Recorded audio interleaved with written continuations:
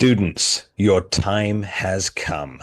I have decided that it's time to share some of my knowledge with you. That's right. Do you want to become a true legendary professional wrestling character? Do you want to learn how to project your voice, to enunciate, to come up with the greatest promos that you possibly could? Then you need to join me each and every week for just $50. I am hosting a masterclass on Zoom. That's right. You don't have to travel. You can do it from the comfort of your own home. I will teach you how to become the greatest character you can be. I will help you discover who you truly are. I will help you with taglines, promos, etc., etc. Join me for just $50 a week in a masterclass of wrestling character development. There's a reason they call us the masters of wrestling. Students, welcome back to Masterclass. We are live. That's right, live and in living color. It is myself, the Master Amir, along with my co-star all the way from Canada, the Bodacious Suave, right there in your screen. How you doing today, Matthew? Pretty good. Yourself? Freezing over here. Freezing. Amir, I don't even think you know what the term freezing is because of where you live. No, it's still actually 73 degrees outside here in California. Dude, it's like an ice storm here. I think like Renee's right. North Pole it is, man. It's disgusting. Canada, the North Pole. Have you seen Santa Claus? Did you see him this Christmas? No, I think he overpassed my house this year. Nothing was left for me this year. Damn it. Well, I tell you what, Santa Claus did pass over our podcast here at the Masters of Wrestling, and he certainly dropped off a smorgasbord of gifts for us, because what a week it has been, Matthew. What a week it has begun, students here on the Masterclass. There's so much news out there. And again, load up your super chats, your super thanks. If you want to get involved in the conversation today, if you want us to answer your question or address something, make sure you use those super chats. That's what they're there for. If you're new to the channel, hit the subscribe button, hit the likes, and share this link with your friends and family. We want to have a big party. Get everybody on board. This is our last live of 2025. So, Matthew, top of the hour. Vince McMahon, Vincent Kennedy McMahon, Mr. McMahon himself. Turns out he never really left at all, did he? Like to hear what you think. Well, I agree that I believe he's been there the whole time. I agree with Paul Roma, our co-star over on Power and Glory. Vince is not the type that's going to go home, bundle up in front of the fireplace, get a cup of coffee, and listen to classical music. Now, is he? I guess not. But do you think he's still there currently, like today at December 30th? Really? I think that Vince McMahon still has a part to play in the. I think it's microscopic now, as opposed to when he was there back in the day, because of course now the corruption of Hollywood has overtaken the WWE. Okay, but he's not on payroll. I don't think he's on payroll. I think it's silent. It's the let me chime in to Ass Liquor, Michael Hayes, and Bruce Pritchard. Yes. Oh, Michael Hayes. Oh, Michael. P.S. What does the P.S. stand for? Does it stand for purely S.H.? What does it stand for? You know what? I don't know. That's a good question. Okay. I don't know. I'm going to research that right now. Yeah, research that right now. So, viewers, turns out that Vince McMahon, documents have been revealed that he was involved in the creative process of WrestleMania this year. And Bodacious One, how many years ago was it that Vince McMahon got unceremoniously booted out of title of WWE? This all kind of started in 2022, no? Hard to believe that was like 4 years ago. No, yeah, going on 4 years. 4 years ago already? Wow. So he's already been gone that long. Well, he did come back for like a cup of coffee in 2023, but then the Janelle Grant scandal started, and that's when he's like, I gotta go. Right? Well, like I've said before, the Jeanette Grant scandal. What's her name? Jeanette Grant, right? Janelle Grant. So when that scandal, you're not gonna believe Michael Hayes. P.S. You're not gonna believe it. What does this stand for, Bodacious One? Purely sexy. Oh my gosh, man! I don't know. That's purely conceited. He should be PC right there. But I don't know. Someone else. Oh, wow. The villain has just left us a comment there. Very, very good. Very, very witty there. I thought it standed for purely SHI. You fill in the blanks at the end there. But I much preferred him as Doc Hendricks anyway. Yeah, he was more entertaining, right? That he would build up matches and this and segments. Yeah.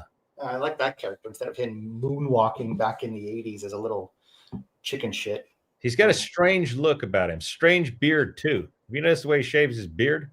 Very strange. According to Paul London, he is like a pervert, right? Well, yeah. Didn't he watch Paul London and Spanky, Brian Kendrick in the shower? Yeah. Yeah. Very creepy. I don't know if that's sexual harassment or not. I don't know if that fringes upon that. But hey, but back to Vince McMahon, back to Vinnie Mac, okay? Yes, because I don't want to slam Vince McMahon because I do believe that he's the reason we talk about professional wrestling today. But I mean, this is huge news. If these documents are true and everything is true, do you know how much trouble TKO and WWE will be in? Well, isn't that right up your alley? Because like you love TKO getting into trouble. You hate Hollywood, and you have more knowledge than I do about the Hollywood stuff, and you know these frauds, Emmanuel, whatever. But I don't know what the outcome would be. Well, speaking of frauds, you got some earth-shattering breaking news this morning about the sale that William Morris created for TKO to purchase WWE. Why don't you smash the internet with those revelations, Bodacious Suave? Allegedly, it was predetermined. It was set up for TKO to get the sale. Now, I just don't know how it works, as in, is it a bidding war and the highest bidder gets the company? Or is it literally like you can sell to whoever you want and shake their hand and say, yeah, I'll go with you? Like, I'm not too sure, but I did hear this morning, that certain companies were not able to get a bid in because they ran out of time and details were not fully given. Because I guess WWE had to build their company as to the highest level with the credentials and paperwork and this and that too, if you're going to make a bid, right? And there's a company out there that said, we never got this information. And then looking back, it's like, oh, well, snooze, you lose. I went to TKO. Well, I tell you what, in the world of real estate, that would be an illegal maneuver, because if I suspect, let me put my investigative journalism hat on. You see, I've got my pen here, my red pen. If I were to look at it this way, like in real estate, if you've got a client and anybody out there who knows who's bought and sold a house, you got a real estate agent. They're supposed to bring you every offer that comes in on your home, right? They can't just look at the offers and say, no, I don't want to show that one. I want to push the sale through to this person right here because they're greasing my palms, as it were. Okay. So I forget the technical term for it, but there is a term for it. So if this is the same case, now remember, these are agents. These are sleazy slimeball agents, okay, who would sell their own mother for $2 or $3 down the river. So if they did that, if they hid other people's offer just to sell it to TKO, then that's interfering with the sale of a $1 billion company. That's major problems right there, legalities. Who has the better lawyer, you think? TKO or WWE? WWE have that lawyer that keeps advertising. You've seen the lawyer, right? Who advertises on all their programming. Have you not seen? Okay, no, but I know Vince's lawyer that he had. I forgot his name. Everyone's dream lawyer. If you're ever in shit, he'll bail you out. Jerry McDivitt, is that his name? Is that his name, Jerry McDivitt? Yeah, he got Vince out of the steroid scandal and this. Tell you what, he's a great lawyer. He got Vince out of everything.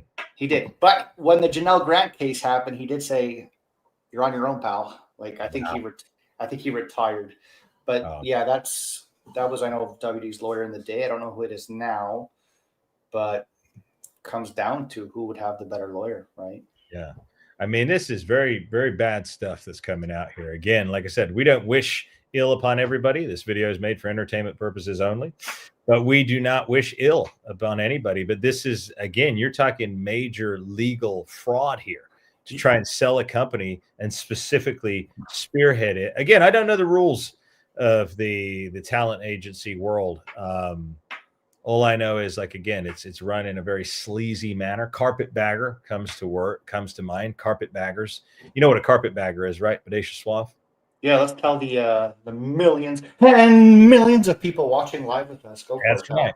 Well, a carpetbagger is like, it's a term that I've heard in real estate. So a home's in trouble, right? Let's just say a home's going into foreclosure.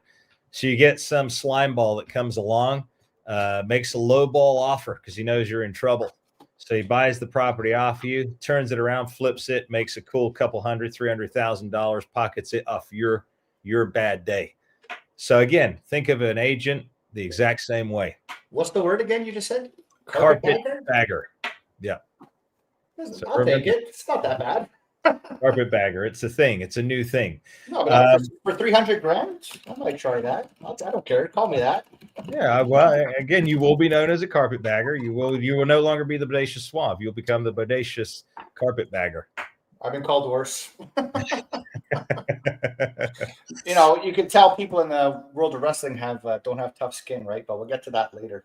Yeah, we'll get to that later about wrestlers not having tough skin, because one of our not so favorite people just went out and started crying in the media world, didn't he? He's not such a tough guy, is he? Bodacious suave. This person. Like I guess Triple H can't even save him this time. Nope, he can't even save him this time. But we'll get to that. What was that? No, I was gonna say, did you see the text though? Like about Vince and chatting about like the sale and the plans of. So Vince was supposed to be gone for like 9 months. They were going to give it to Nick Khan and Stephanie to be the CEOs, and then Vince was going to come back. So there was already like pre-alleged text being sent that got leaked out. I don't know if you saw them. No, I didn't see that. Wow. Yeah, and then there were some conversations Vince was having with Bruce Pritchard. Yeah. And so apparently Vince changed the finish of WrestleMania 39. So Vince changed. Oh, WrestleMania 39? I thought we were talking about this year with that clown, Travis Scott. No, Vince. I think my opinion, I think Vince has been gone for the last 2 years. I know you don't think that, but I think he has. Come on, bodacious one. What's he doing at home? Come on. This man was on the road since he was about 20-something years of age with his dad. He was in Madison Square Garden, the highs, the lows, the adrenaline, the overabundance of adrenaline. Do you think he's just going to sit at home now playing the piano? This is not. No, but I will give it that the guy's 80. Doesn't matter. Once you've got a drive like a Vince McMahon, that's an unsatiable drive. That's not a drive. He'll be on his deathbed still trying to pull off a deal or something creative. Jesse Ventura wants to know what this is. It's a pre-workout. It's a pre-workout drink. I'm a little tired today, so just having a little pre-workout to get my tush and gear here for the show. Well, I tell you what, who may need a pre-workout, and that is the man himself, Mr. Y2J, Mr. Lionheart, Mr. Painmaker, Mr. Chris Jericho, whatever else other names he has linked to him, because he's on his way back to the WWE. What about that earth-shattering news, Bodacious Suave? I'm surprised. I'm surprised because I would think he's better off coming under Vince, not Triple H. There's heat.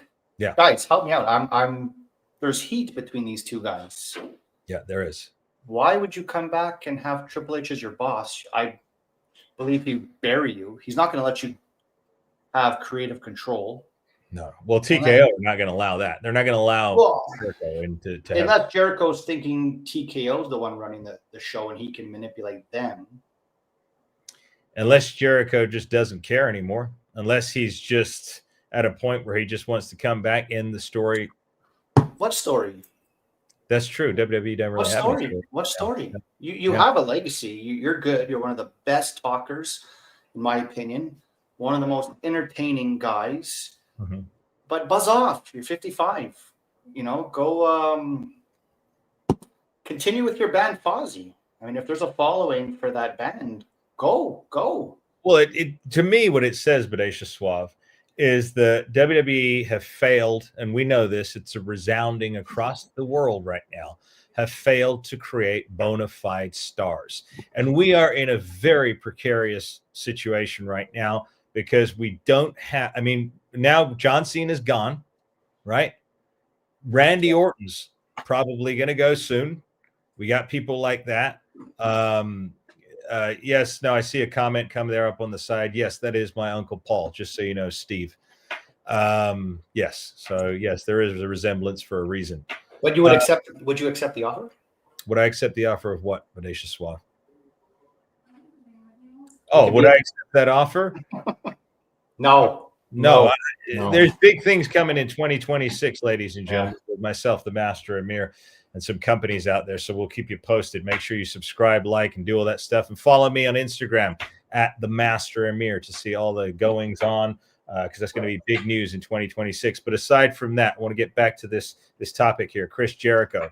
It's a sad state. Like, again, once Drew McIntyre goes, I'm not even going to include Cody Rhodes, because like I said, when Cody turned on AEW, which is another point we'll get to soon, students, when he walked away from AEW after saying all this spiel, how he wanted to build another company, and then he just jumped ship, turncoat, goes over to WWE, leaves Tony Khan high and dry. Never explained why, by the way, but I should never explained why he left. Never. You better, that's it. Put that in writing. That's very important. Fans, guys in the chat, why did Cody leave AEW? I'd love to hear. Yeah, chime in. Use your super chats if you want to chime in, if you want us to address whatever your theory is. But here's my theory. Do you want to tell them now or save it for another day? No, I'm going to tell them right now, because AEW obviously has not tried to compete. They don't. They just don't. They don't take shots, at their competition. They don't try to be different. The entrance is the same. It's the same camera setup, same backstage sort of interviews. Everything is the same. The only difference is it's backyard wrestling. That's what they project. It's not exactly traditional pro wrestling like you and I love to enjoy, but nonetheless. So they're losing money. Their ratings are between 200 and 500,000 a week, which is abysmal. Considering back in the 90s during the Monday Night Wars, you had a shared audience of 10 million a week in the U.S. alone between Nitro and Raw. So they're losing money. They don't care. Think about it. His dad is billionaire. Okay.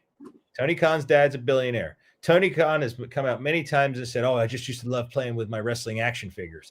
So here you go. His dad says, okay, I got some money for you. Go and play with some real life action figures and make me a tax write-off. That is what I think. So again, that's just my opinion. I don't know if this is real or not. This is for entertainment purposes only. But let's just say AEW was ran like a tax write-off. I mean, hey, he doesn't care when he loses guys like CM Punk, when he loses guys like Cody Rhodes. He's going to lose Chris Jericho. They don't have any storylines. They go from 20,000 seat arenas down to what are they now? 4,000, 3,000 for TV tapings, and all that kind of stuff. And it's like, well, then is it a tax write-off? Yeah. You got me stunned there, pal. I don't know. This is my prediction. I thought about it the other day. I'm trying to think how these companies make money. TV deals is everything. If you don't have a TV deal, you're pretty much screwed, right? Mm. So that'll pay a lot of your salary. I don't know how much percent. Mm. Merchandising. Yeah. Shows, I don't know how much that really generates, because you got to rent the venue, you got to pay all your crew. I don't know how much profit comes in on that.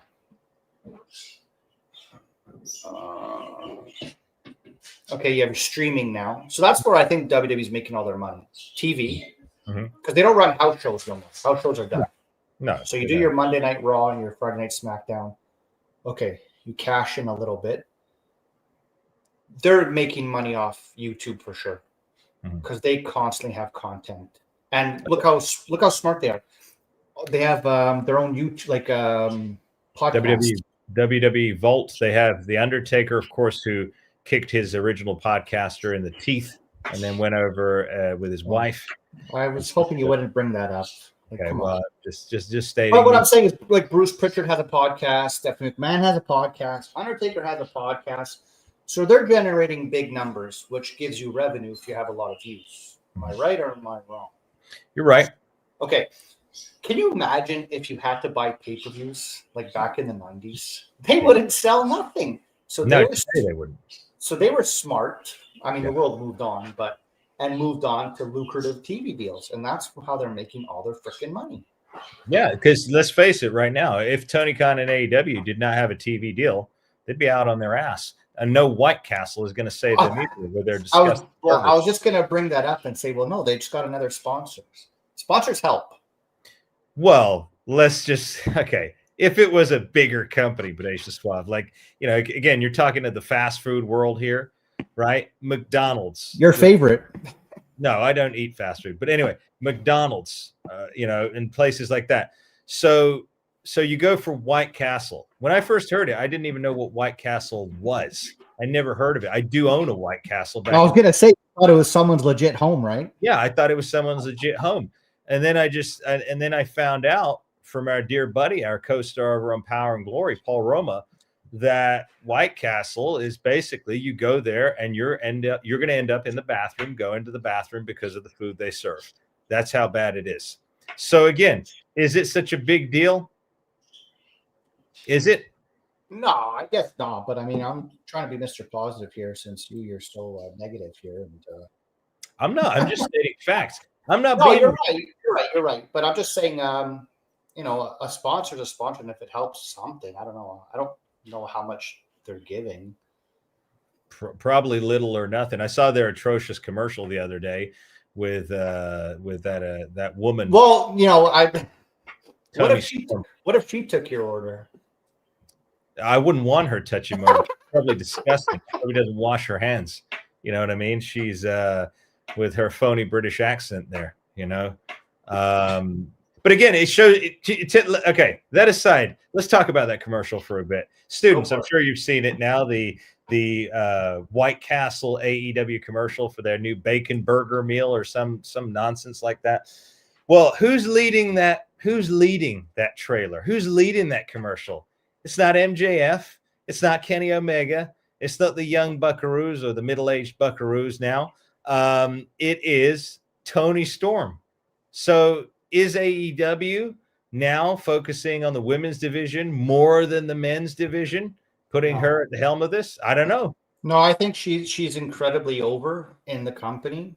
Mm-hmm. She even did, I think, a match with Orange Cassidy last week, and they did some dancing stuff, moves. Orange Cassidy, that jabroni that just stands in the ring and kicks people with his hands in his pocket. Yeah, that's the most ridiculous gimmick. That's what started bringing that company down right there. Is the likes of that jabroni right there, numbskull.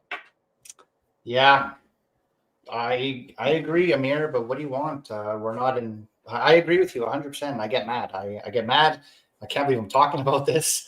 I wish we could talk about the good wrestling days, but what the hell?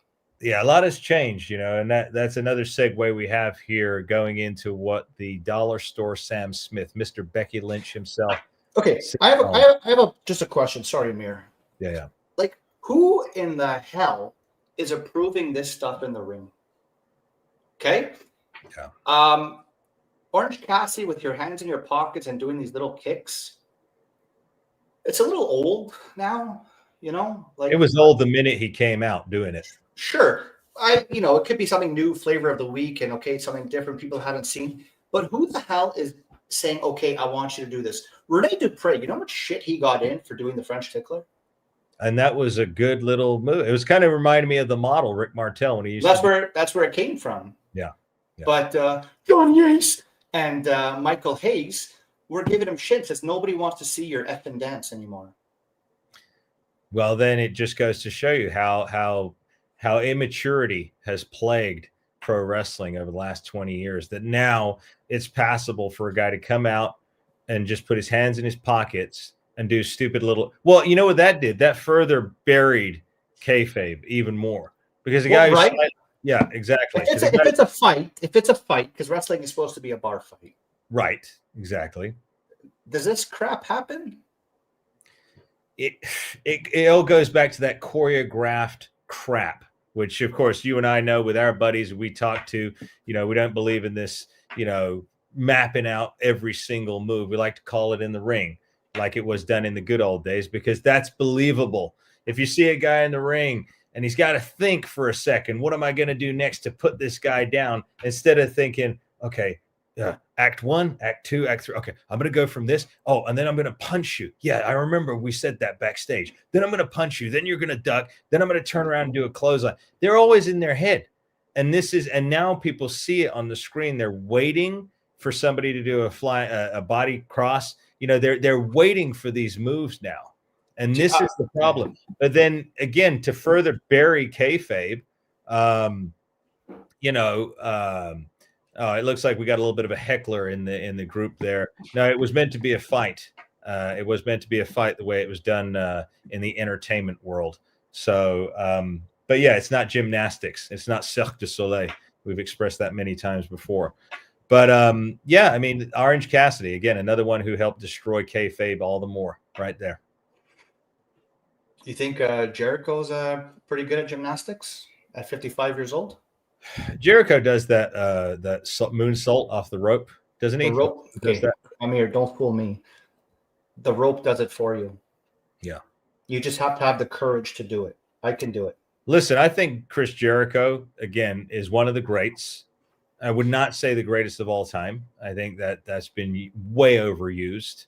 But I'd say Chris Jericho what he's done for pro wrestling has been phenomenal. He basically carried AEW when it launched. Without him, they wouldn't have had a product to begin with, because he was the legitimizer of that company, right?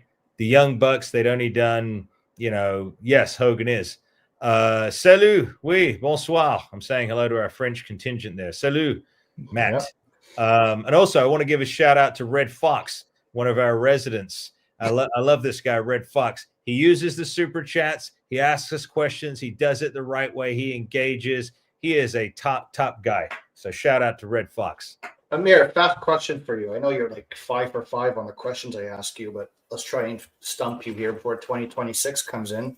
Okay. Who is the first ever undisputed champion in the WWE?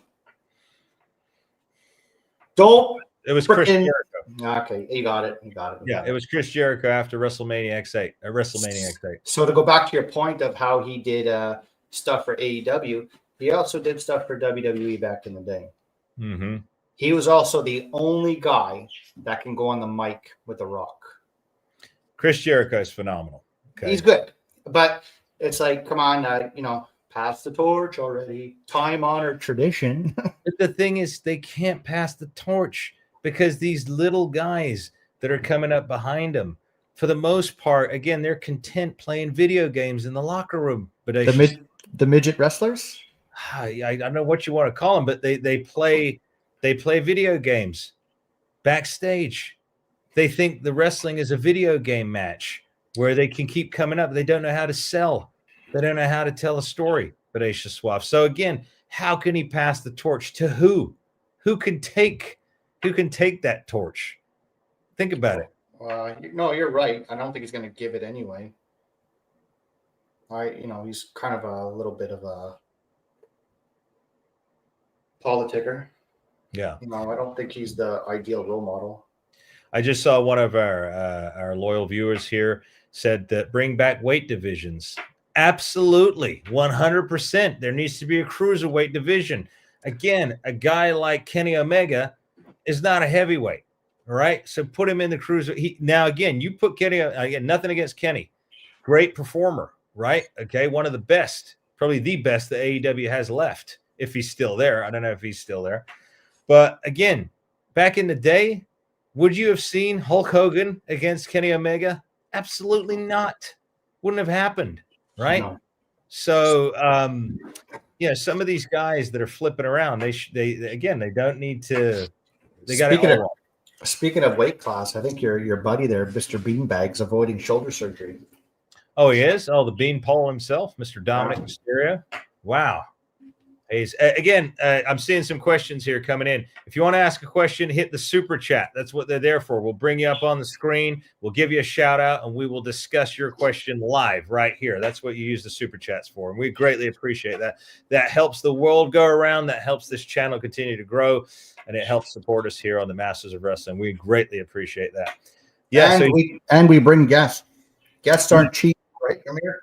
Correct. We've got a plethora of guests coming up for you. So among them, we have Crowbar, Devin Storm coming up soon, Ace Darling, Jason Sensation, Luke the Bushwhacker, Chris Masters, Renee Dupree. The list goes on and on. They'll be coming on in the next couple of weeks with us here.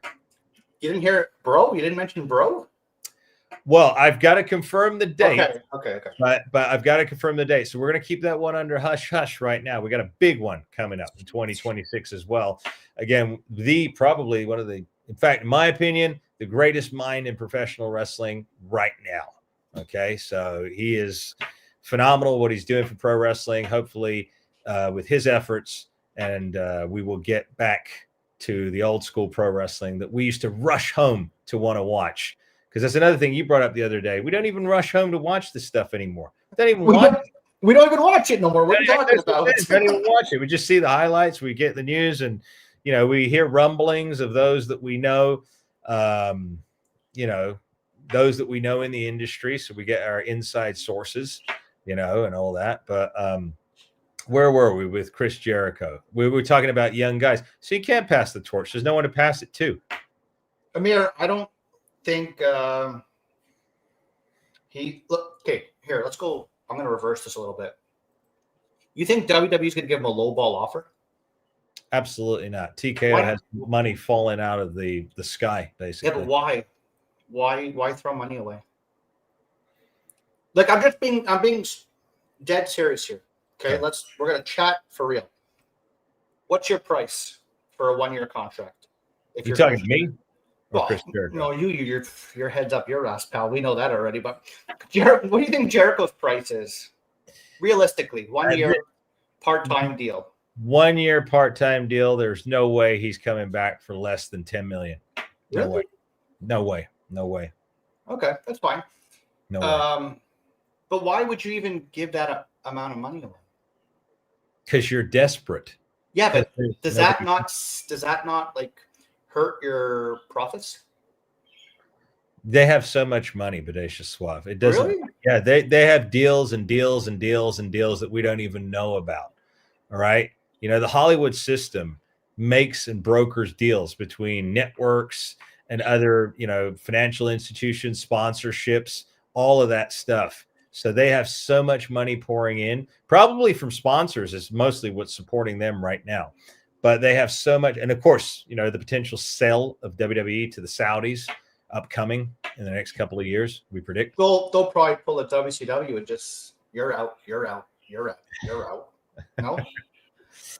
They could do. But speaking of WWE talent, I want to address this because our dear buddy, Vince Russo, one of the greatest minds in professional wrestling, he recently reviewed a video that the Dollar Store Sam Smith, Mr. Becky Lynch, Seth Rollins, the man with the most unimaginative wrestling name and persona that's ever graced wrestling in the last 20 years. I don't know what Uncle Paul ever saw in that guy, but nonetheless, he came out and he was whining and complaining and crying about Vince Russo because I guess Vince hurt his feelings because Vince told the truth about him and his wife, Mrs. Becky Lynch, the woman who runs the household. You hear about that? I don't want to hear about it, but okay. Well, he just basically said that he doesn't like Vince Russo. He used the term hate, which is a very strong word. I don't even believe he probably met him. First of all, I can guarantee you that old Seth Rollins was probably watching the WWF back in the late 90s and WCW, and I'm sure he was a huge fan. So what a hypocrite he is, because as we know, Vince Russo had a huge part to play in the Attitude Era in the WWF, right? Mm-hmm. So hypocrite, number one, but he couldn't accept Vince Russo's criticism. Vince said, Becky Lynch can't talk on the mic. She sounds like a robot. She sounds like she's cutting a promo. And does she not, in fact, sound like that, Bodacious Suave? Yeah, I'm not impressed with her. I think she got really popular because Nia Jax broke her nose, and then she started the Damon gimmick, and it took off. But which is stupid because she's a female, she's a woman, so she can't be the man. Well, she sold apparently millions of shirts that said "the man" on it, so people bought it. Marketing, right there. People bought it, but don't forget too. Rollins said more stuff. You called him a hanger-oner. That's what Seth Rollins did call Vince Russo. That's what he called him. Yeah, the audacity of this man. This man, Seth Rollins, Remember how long it took for WWE to eventually get him over? It was like Roman Reigns. It took forever for the audience to accept these guys. Do you remember how long it took? Like almost 10 years, Bodacious Suave. Can you believe that? 10 years? Talk about hanging on. This guy hang on for dear life because he knew he didn't have it.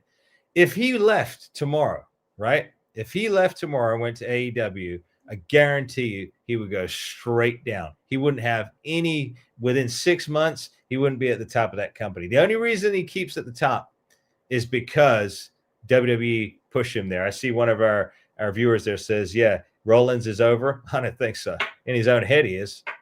Yeah. I used to like Rollins. I will admit. Bodacious one, please. Could I fit before you cut me off like you always do on this show? I was a big fan of Rollins 10 years ago. I remember the time because that was when they were pushing him as against Corporate King. I don't know if you remember that. Like he was just like a funny guy. He was funny, smart mouth, and it was like his first world title run. Like I thought he was pretty like entertaining. It got dry and stale like everything else, you know. And then they try new things and they put him with different people. I don't know if you remember, but they put him with those two guys that got released. Those two big Arab guys. I forgot their names. Oh yeah, I remember those guys. He was called. What was he called? The stupid. Paul Ellering was that? Yes. But what did he call himself? Oh, guys in the chat. Guys, yes, in the chat. Help me out here. What did Rollins call himself when he was with those two guys, the Authors of Pain? Authors of Pain, yeah. And someone did say Rollins actually injured Finn Balor and Sting. That's right. He severely injured Sting. I will continue on with that. He actually injured John Cena and busted his nose on Raw. Wow. I don't know if you remember that. Sloppy worker. Bret Hart got hot on that, eh? Yeah, he did. Yeah, this happened in Seth Rollins, the dollar store Sam Smith. I don't know what Rollins would, you know, I think it was just a bad accident. I think Rollins is an okay worker, but yes, that is a true fact. He did hurt those two guys. It's with that stupid move. You know, that power bomb run across the room into the turnbuckle? Idiotic. If you don't measure properly, of course you can miss and break someone's neck. Yeah, he did that to Sting. Yeah. There you go. So it's like, again, who the hell is allowing this? And I'm Italian also. Who the hell is allowing stuff like this? There's no safety. No, there's no safety. Someone did mention there Trick Williams is going to be a mega star. I got the opportunity to work with Trick backstage at TNA last year. Trick Williams is a stand-up class act guy. He respects old school.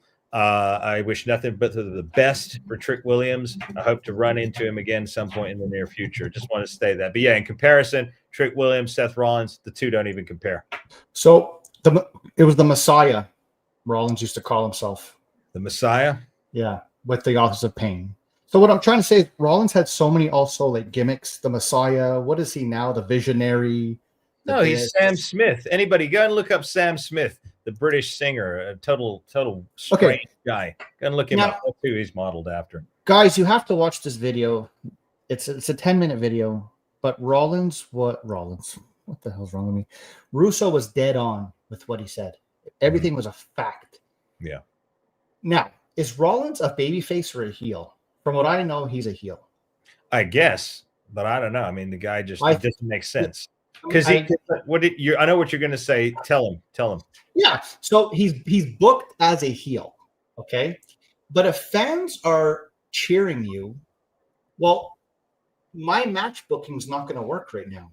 Because if I'm putting you as a heel against a babyface, your job is to put that babyface over. But if the fans are cheering you because you come out and singing your choir music, well, now you're coming out as a face, and then I'm against AJ Styles, for example. How's this going to work? Right. It's a simple formula: heel versus face. True or false? True. Exactly. So how do I do this when you're coming out singing the choir, fans love you, and now you just screwed my booking? He doesn't understand. Well, whose fault is it? Whose fault is it? I don't know if it's Rollins' fault, but I mean, stop singing the choir to get the fans going. Your job is supposed to piss that guy off who paid a ticket, and I want to see you get your ass beat by the face. Isn't that the role, how this worked when we were kids? Problem is, Bodacious Suave. He's fall privy now to some of this new way of thinking.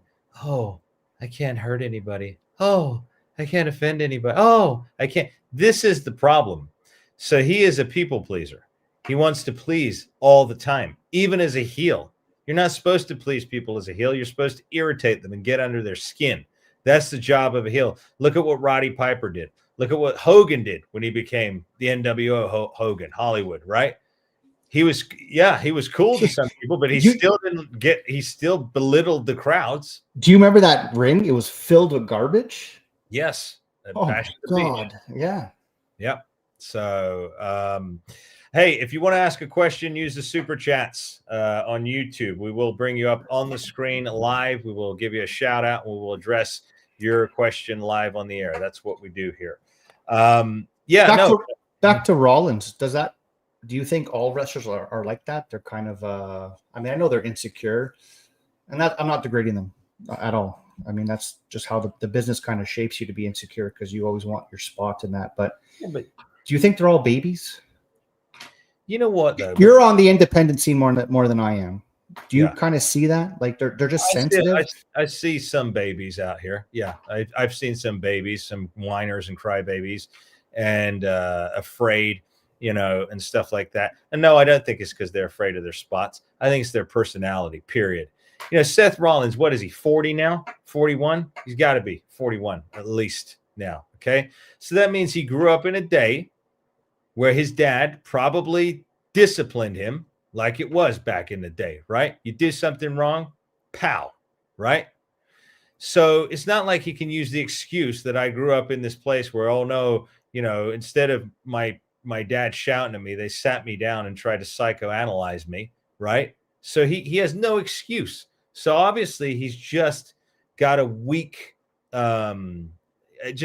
personality. If he's going to be offended just because Vince Russo gives him some constructive criticism, right? And he's going to cry about it and then belittle Vince Russo, who he's never even met, doesn't even know, right? That shows me he's an insecure, weak-minded individual.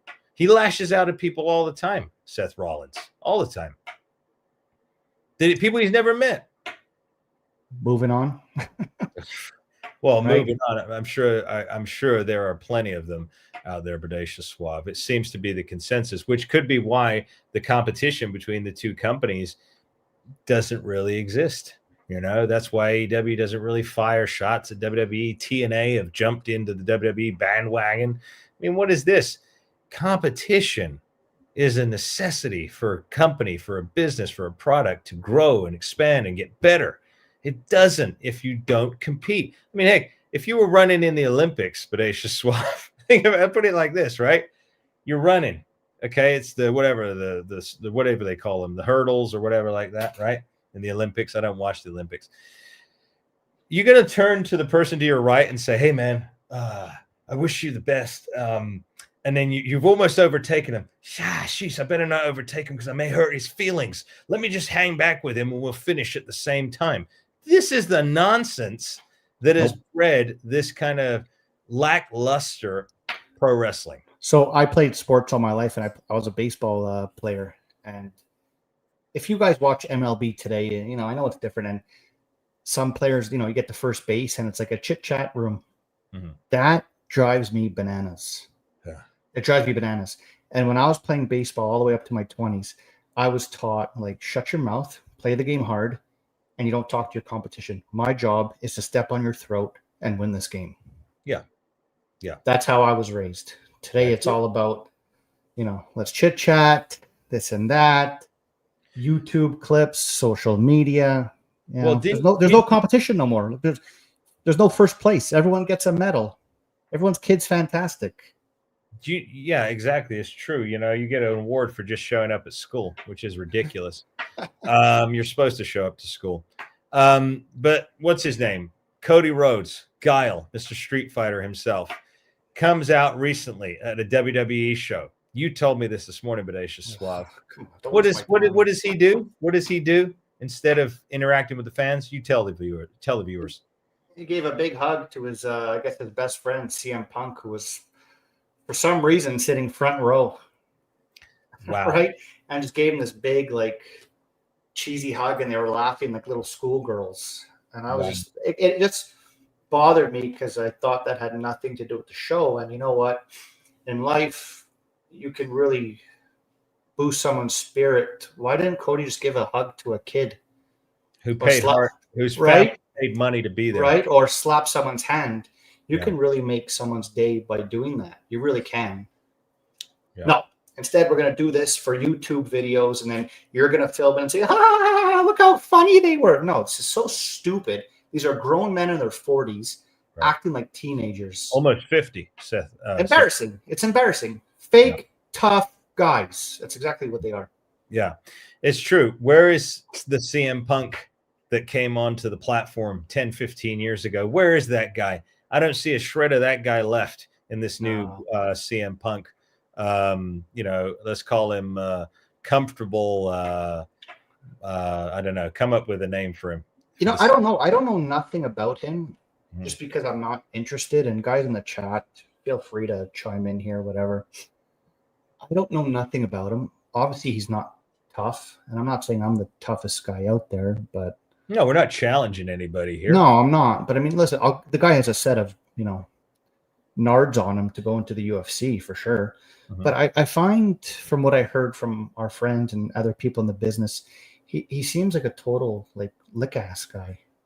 Flip flopper. And there's one thing, like, listen, I'm a Bret Hart mark. I'll admit it. But I'm not going to copy his tights. Right. Bret Hart had the 4 hearts. Right. Oh, I got you. You're done. You're screwed. You're done right now. What do the 4 hearts represent on the tights? The 4 hearts represent. Hold on 1 second. I'm just. No cheating. I don't need you Googling it. No, I'm getting rid of a troll here, probably sent in from one of our rivals, Bodacious Suave. So I eliminate that. What was the question again? I repeat, the 4 hearts on Bret Hart's tights. Do you know what they meant? What they why Bret Hart did that? That I don't know. Oh, way to go, Steve Vendetta. His children. Well, then again, but you are a Bret Hart connoisseur. You and he are friends, good friends up there in Calgary. I will be with Bret next week, guys, in Calgary. Yep. I don't mean to brag, but since you asked, so that's Bret's story. But CM Punk has what, the 4 stars on his ass? Yes, he does. Like the macho. We know he loves Bret Hart, which is great. I love Bret Hart too, and to be honest, I would steal some of Bret Hart's moves, little trademarks and whatever. But I find he's like a real. He'll fit in with anybody he can to get noticed, is what I feel. And maybe I'm wrong, but that's what I get from him. Well, he definitely does do that a lot. I mean, again, I go for this. I've lost a lot of respect for people like CM Punk. When he left AEW, he comes in again. All these guys come in and say, "Oh, we're going to build this other company to take on the monolith," and then, all of a sudden, there they go again. Look at that! Oh, wonderful! Thank you so much, the Suspect. You know who this man is right here? $20. Thank you so much, Suspect, for the super thanks right there. The Suspect. This man is, in fact, probably the greatest ring announcer that I have ever encountered in Southern California. This man. Let him ask a question. Type us something. What do you want to know? Yeah, Suspect. Write us a question. You deserve it. So God, we'll give you 5 questions for that. Yeah. So okay. Yeah. The Suspect did write here. He said, "Is the Bodacious Suave going to attend?" Here we go. Let me bring this up on the screen here. Is the Bodacious Suave going to attend Masters of Wrestling events? Yes, he will, Suspect, because he would like to pick your brain on hair care products. Oh, easy. Do I tell them what I use or should I not? It's very. You know what? You and I will talk to the Suspect off camera because he did do the super chat here, but this is a trade secret. I don't think. I'll just say it's. I use lotion. Bodacious one. I just told you not to reveal. I didn't tell you what kind. Okay. I'll use scale. Here's one. I'll give you an easy one that I do use some days. Olaplex. Okay, you just revealed it. I revealed one, but I have one specific one that I use like religiously since 2018. Okay. But I do use Brian Pillman Jr. Lexus King. He got me on the Olaplex.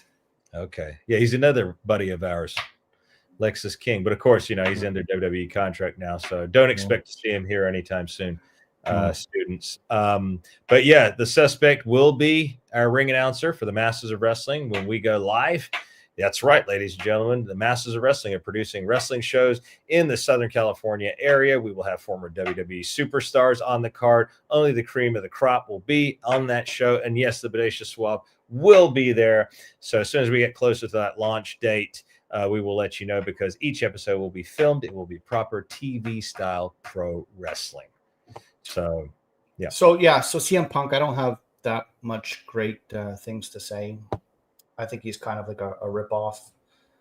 Very, very kiddie. Like, I think he's good for kids. Mm-hmm. CM Punk for kids? Well, he certainly wasn't 15 years ago.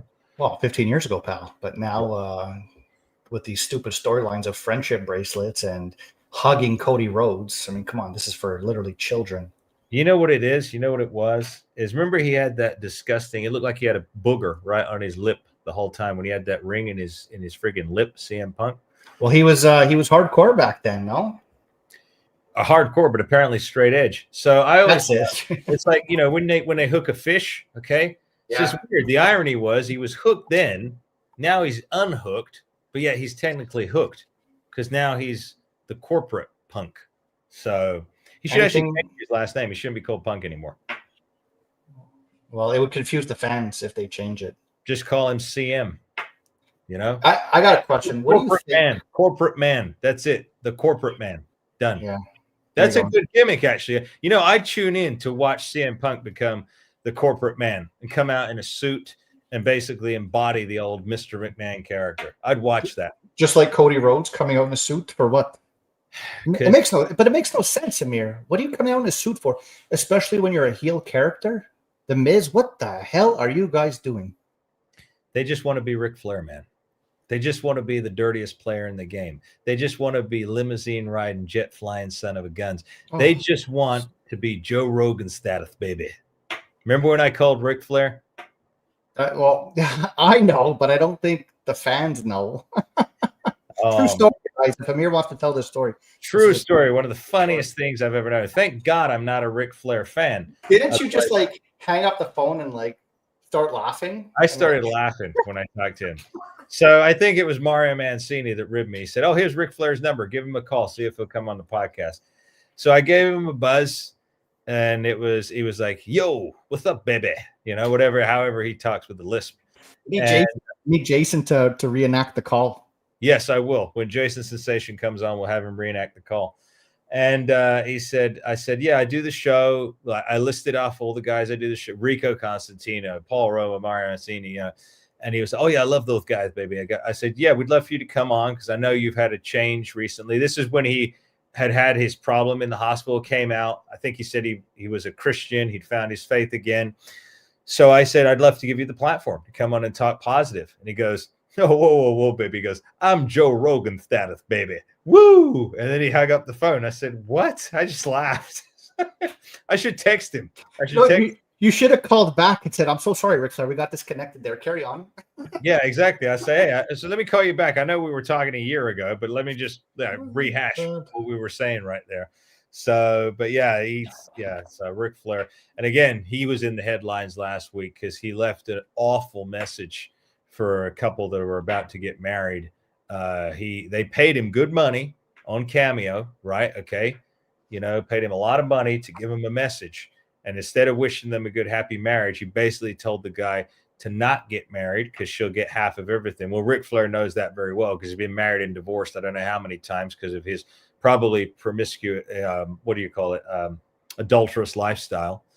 And someone said recently, if you look him up in the state of North Carolina, he's got a bunch of lawsuits after his we just heard that last week. Who said that? We just heard that. I don't know who said it. Klingbeil. No, it wasn't Klingbeil who said that. Yes, no. He said if you go look up the North Carolina records, wasn't it him? What's that? Wasn't it Klingbeil? He just said if you go look up the North Carolina. I don't know. It may have been somebody else, but someone just said, yeah. Matt just said Space Mountain, baby. Woo! Man, honestly, man, I don't know.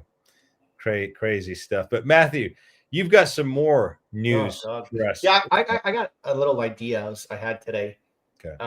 Royal Rumble's coming, so you try to think of who's gonna be a participant, who's gonna be a surprise, who are they gonna try to put over? Michelle McCool. You reckon she's going to be a participant?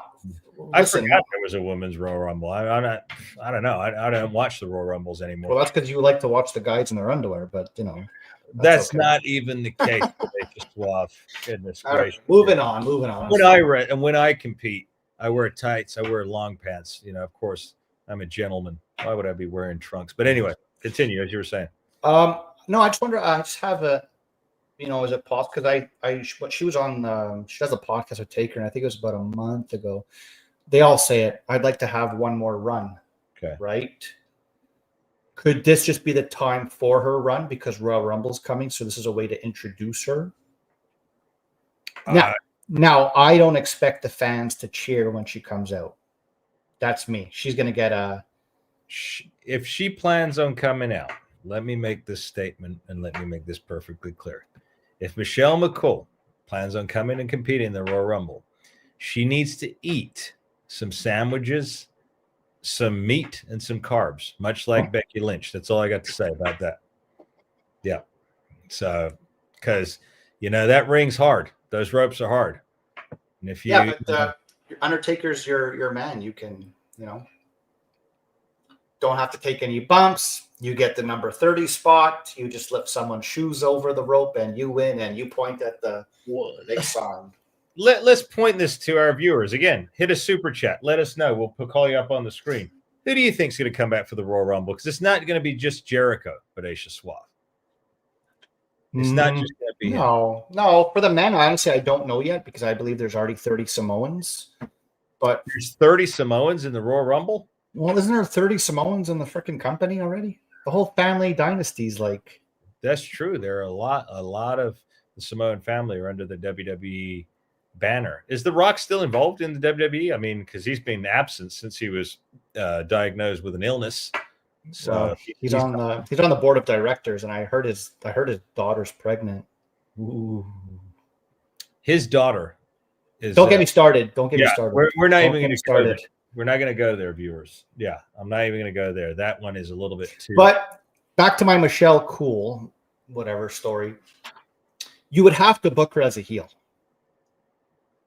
There's no love for her. No. I mean, she's going to get booed out of the building for sure. Yeah, for sure. But I'm sure Taker is, hey, Paul, my wife wants one more shot. I think we should give her the belt at WrestleMania. We need a fresh face. By the way, that's not my Undertaker impression. Yeah. But you got what I'm trying to say, right? Yeah, so I get. 2026. We need ratings. We need people talking. No, I mean, I honestly don't think somebody said here that the Pebble, not the Rock, the Pebble, will be in the Royal Rumble. But no, he has a heart condition, so he will not happen. He will just do appearances, just like Triple H. Storylines, camera storylines. They can't take any bumps or whatever. Yeah, no. I mean, I think the Royal Rumble in Saudi Arabia is going to be a very pivotal moment in WWE history because obviously we believe that the WWE will be sold to the Saudis within a year or so. That's what it looks like everyone's hemorrhaging to do. Someone did say Edge. If that happens, if he been there, done that. Well, but again, if he leaves AEW, I mean, obviously he's in a very strange position. Well, he's probably getting paid a lot of money. Who cares? No, the Saudi Arabia are mostly interested in legends, guys like Shawn Michaels. Can you imagine if Shawn trots down to the ring with that cowboy hat? Would you want to see that? Like, I don't. Absolutely not. I do not want to see. I want to remember Shawn, for the brief time that I did think he was cool before I found everything out, before Brett spilled, and told us all that. But I'd rather remember Shawn for the mid-90s, how he was. There's a time and place. Like it's a young man's game. You want to pop, come out and do a little segment, but I don't want to see you get in the ring. You're twice as slow. It's natural. Mm-hmm. You know, when my favorite baseball players retire, they don't come back and play and take another hack at it. It doesn't look good, and it never does look good. The timing's off, risk of injury. Mm-hmm. I don't enjoy seeing Goldberg come back at 55 years old and wrestling 57-year-old Undertaker. No, absolutely not. I mean, do you remember the crown jewel? That's what I'm saying. 7 years ago, Triple H was I surprised that happened? No. You know, but who could they possibly bring back now? Bodacious Fox. What are we saying? They're all gone, right? I mean, Steve Austin can't come back and do a match. And this is the sad state we're in. We're back to Brock Lesnar again. He's already there. It's not a surprise. I have another argument. Yeah. Speaking of John Cena losing his lost to Gunther. Yes. When Lesnar says my time's up, who's the guy to Lesnar lose to? Who's Lesnar going to lose to? He's not going to be losing to Gunther. If he does, that's pathetic. No, I'm just asking you, who would it be? Who would be Lesnar's last match? The only one who could match him would be Drew McIntyre. That's it. That's the only guy on that roster and I actually really like Drew McIntyre. I've stated it before. I'll state it again. He should be leading the WWE, and everybody else should follow suit and be more like him. But unfortunately, you have people like your Uncle Paul. Well, no, Uncle Paul is the biggest star in the WWE right now. I will remind you that Triple H. He is the biggest star in the WWE right now. Is my Uncle Paul. You argue with that? I'm stunned right now. I'm like, is this guy kidding me right now? He's the biggest star in the WWE. Your Uncle Paul. He is on the beginning of every show. He's after every pre-show. Yes. He's everywhere. He's everywhere. He's the face now, then, and forever. Yeah. No, I see what you mean. Of course, but that's called ego. Ego? Well, I don't turn on the TV to watch him. I don't. I don't think the fans do. They really want to see him. I don't know. I don't know. Well, Triple H. Okay, Uncle Paul can't get back in the ring. Number one, he has a pacemaker. He, like The Rock, has a heart condition. He cannot wrestle anymore. It's not going to happen, no matter how much money they cough up. Now, someone did say Ric Flair. Now, I see that guy hopping on a private jet and flying to Saudi, and I do see him trying to, hobble down to the ring. That's for sure. I mean, Ric Flair, yeah, I agree with whoever said that 100%. Ric Flair for sure. But I'm just thinking, who else in the last 20 years? Who else in the last 20 years could they bring back? That was because, again, what stars were developed over the last 20 years? For me, the last great rush of stars was that last group that came up: Randy Orton, Rene Dupree, Brock Lesnar, John Cena. That was it. Once that group went up, that's the last true stars of wrestling, in my opinion. I thought Ted DiBiase Jr. was Teddy DiBiase. We'll get to that in a second because we got another super chat here. Matt, thank you so much for your super thanks. We really appreciate it. That keeps the world turning here on the podcast here. We are working after all. Thank you, Master Amir and the Bodacious One, for a stellar live stream. I'd like to see Karrion Kross return. He oozes charisma, deserves another shot. Now, I tell you what, Matt, you are 100% right. Karrion Kross, Killer Kross, is a tremendous, tremendous star. And unfortunately, he was cut short off of the big leagues with WWE for, again, many people say jealousy. Could be true. But I know our dear buddy Vince Russo has offered him a spot over on JCW. Watch for that company. They're on the rise. So again, could Karrion come in? Now that would be major if Karrion hopped in there. Although actually Karrion is in MLW. Actually, he's in MLW right now. He's been competing in MLW, another fantastic promotion. I don't think he's worried. He's a really, from what London told me, super, super smart guy. Too smart, perhaps, for wrestling. Yeah. He'll be fine. He'll be fine without WWE. The problem is the fans who enjoy Karrion Kross won't get to see him because of indie bookings will be through the roof, and indie bookings are not always televised. Yeah. Right. Exactly. So you have to travel city to city to city. But he'll be fine. Hey, if you like conventions, keep an eye out. I know him and his wife are doing a lot of conventions and signings, which is good because if you're a WWE roster, you're not allowed to do signings. So Right. keep an eye on that. But he'll be fine. And he doesn't need that company. He's a great talent, and someone put right here, he just fought Matt Riddle, another tremendous talent, Matt Riddle. I love this guy, Matt Riddle. Got to meet him while working at MLW. Fantastic talent, true superstar right there. You met him too, but I did. Yeah, so I met Matt Riddle in Calgary when I went to see Bret Hart in October, and I was like, Amir, Matt Riddle's going to be there. He's like, you got to go meet this guy. Go say hi. And I'm like, it's not my style, just like a stoner or whatever. Anyways, I was backstage and I was like, okay, I'll take one for the team. So I go talk to Riddle, and the coolest guy. Yeah. The coolest, nicest guy. Yes, he does talk like that and dude and but you know what? That's just the way he is, and he's misunderstood. But he's got his priorities in the right order. He's just a laid-back human being and a good dude. I was impressed, and I texted Amir right away, and I was like, good call. And I sent a picture of me and Riddle together.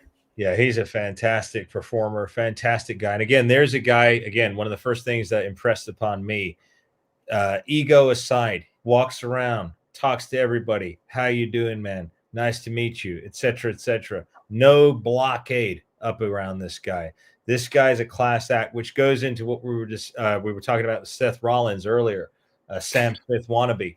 So one of the things that Vince Russo stated, our dear buddy Vince Russo, one of the greatest minds in pro wrestling, Vince Russo stated, Seth Rollins does not act like a professional. He does not act like a professional. If you're going around trash talking other people that you've never met, right, in a really offensive way, like we never say we hate anybody. And again, we're talking about characters, not the person. We're talking about characters. But for Seth Rollins to be in $1 billion company and go around the world and say some of the things he does in live interviews, it's almost like that other degenerate Tony Storm, right? You've got to act like a professional when you're in front of the media. All right. This is not pro wrestling. When you're out there getting interviewed by whoever, CNN, Fox, whatever news network, or whoever journalist is interviewing you, you be on your best behavior. You make that company look like $1 million, $1 billion. Right. And that's what Seth Rollins is. And again, but someone like Matt Riddle, he does a good job, man. Even when pushed, he stays cool, calm, and collective. He tries to get his point until he's pushed, too far. Then but he's not afraid to speak the truth, and the truth will set you free. And you know what? He's tough. He is tough. He can back it up, so for sure. What other news you got for us, Bodacious Waff? Because we're going to go about another 40 minutes or so here. You watch WWE Vault, do you? I sometimes, do. Don't lie. I mean, to go back old school and whatever, right? I do watch the Vault because I can stomach the old school because that's what we grew up on. That was the best. Yes, I do watch the Vault. Did anybody notice there's like a little bit too much Undertaker stuff coming out on the Vault recently? Really? Is there? I didn't notice that. Like, don't get me wrong. They'll put out other stuff, but I saw like a little pattern of like the Undertaker's debut on Superstars, which I thought Mancini was Taker's first match. Yes, he was. He was Undertaker's. Our co-star, Mario Mancini, over Power and Glory, was the Undertaker's first match. Yes, he was. Well, according to WWE Vault, that's not who the Undertaker wrestled. Really? Yeah. Okay. Then they had Undertaker with Brother Love, and then Paul Bear's first appearance. Mm-hmm. And I'm like, okay, what's going on here? Mm-hmm. So I'm seeing a pattern. Mm-hmm. Now, when did WWE Vault come out? I don't know, 5 years ago, 4 years ago? No, WWE Vault's a new thing on YouTube in the last year or so. Yeah. Just answer my questions and you'll see where I'm going. Why now are you putting out all this Taker stuff? And you weren't putting it out a little bit by 2 years ago. Why now? I have no idea why, but the bigger thing I want to bring up is why now they have to have the Vault, because people are craving the old school entertainment. They're craving it. The Vault didn't exist a year and a half ago. You couldn't find this stuff unless you had Netflix in England, which again is still bizarre that we here in the United States have. I think you have all the old pay-per-views on your Netflix, correct? In Canada. You know what we have That's here? the only good thing about being a Canadian. You know what we have here? Hot weather, damn it. No, we have Monday Night Raw, which is not even in the top 10 right now on Netflix. Not even in the top 10. We have Monday Night Raw, and then we have the Raw Vault, old Monday Night Raw episode, and not even complete years, just certain ones. That's all 10 we years get. ago. But Netflix, just a quick side tangent. I know we're here to discuss wrestling, but I'm pretty sure there are some Stranger Things fans out there. Here we go. I'm gonna get comfortable. Hang on. Yeah, Go. okay. Just very, very quickly. So Stranger Things has had a major backlash because of their most recent episode. People are very upset. The ratings have dropped immensely. But here's the thing. What was it, Bodacious? Sorry, there's a guy in the chat, Mike Blakesley. Okay. He said he sent a super chat about like 5 minutes ago, and now he's. Did you get it or something? He said he did a $5 super chat. I did not see that, Mike. Where is it? Let me go back into the. I'm going back here, Mike. I do not see. I got one from Matt, but I did not see one from Mike. Mike, I do not see it. It did not come through here. I'm going way back here. There is nothing because it pops up. Sorry, I do not see that, Mike. Double check your settings there. But as I was saying sorry, Mike, but yeah, check your settings. Stranger Things. There was a TV show called The Dark, which was a German production that's also on Netflix. And I watched it. Very, very good, entertaining show. Anybody who loves sci-fi, suspense, thriller, and mystery, go ahead and watch it. Well, guess what? As Stranger Things finale comes closer, I realized the similarities between Stranger Things and The Dark are unbelievable. A list long. So, did the producers of Stranger Things watch The Dark? Did they have access to the script when it was getting sold and put together? Because The Dark was produced before Stranger Things. Anyway, just something for your viewers, just a tidbit. I just wanted to share that. Back to wrestling. So, Bodacious one. What else? What else? What were we saying there? About the vault. Yeah, so please let me Oh, hold on 1 second. 1 second here. Red Fox, he's in the house. All right. Red Fox, I love this guy. Red Fox is a mountain of information. Always here. One of the supporters of our channel, Red Fox. Thank you so much for your super thanks. Can't stay long, but wanted to wish you all a Happy New Year. Happy New Year to you, Red Fox. We'll be back on Thursday. Bodacious One and myself with Rico and Ace Darling will be joining us. Devin Storm, Crowbar's former tag team partner, will be here with us on Thursday. We hope to see you then, Red Fox. Happy New Year, brother. The vault, you were saying. Okay, so right, I was saying why all this Undertaker stuff now? Like coincidental.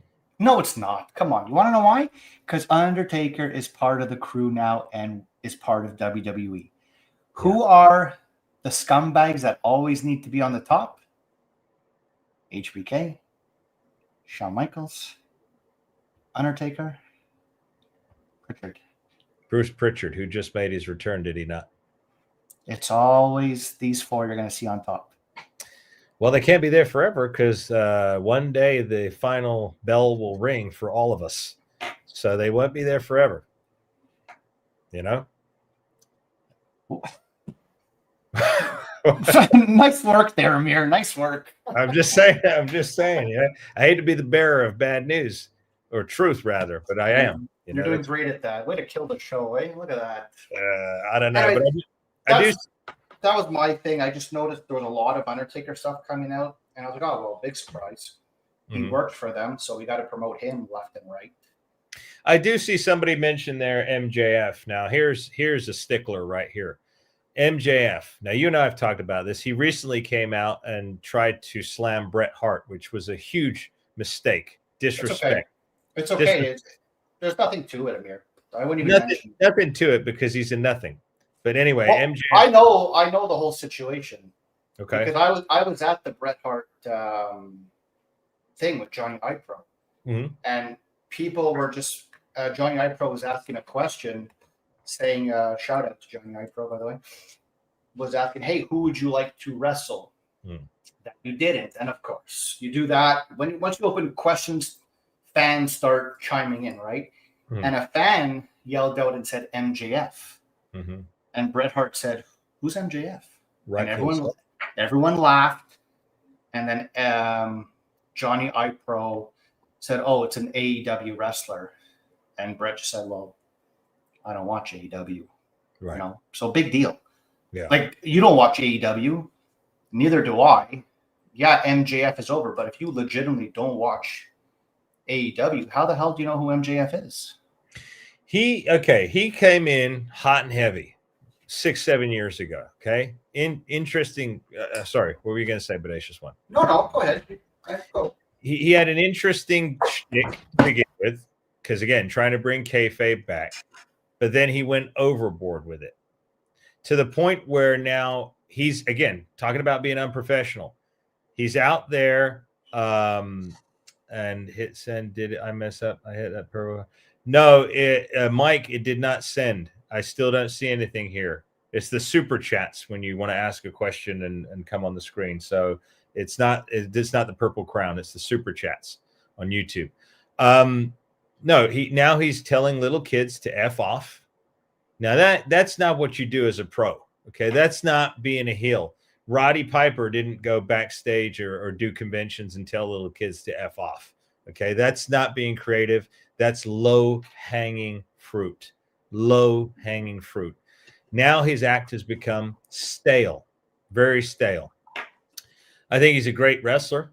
I think he's good in the ring, but his act, he needs to clean it up and reinvigorate it if he's going to go to the next level. Do I think WWE are interested in MJF?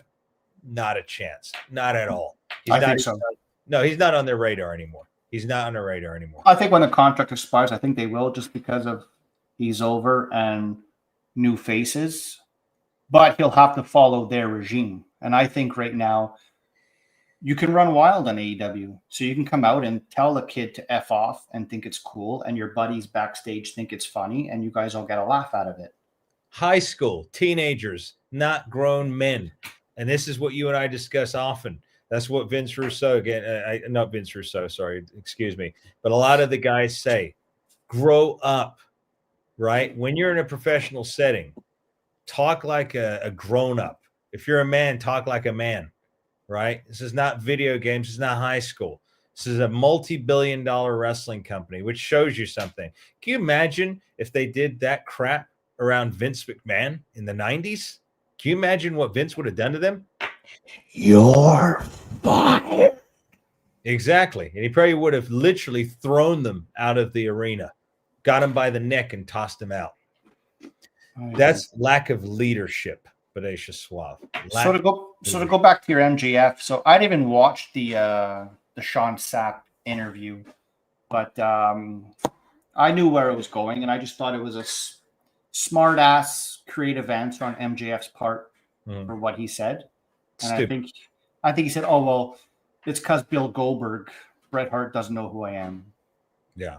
Whatever. It was an entertaining answer, but obviously stupid answer. What do you want? Yeah, you want a professional is what you want, Bodacious Suave. He's not Roddy Piper. No, he's not. But he's. I think he's in his own league, but I don't know if it's a league you want to be in. Because League of Despicable Gentlemen. He's in that league.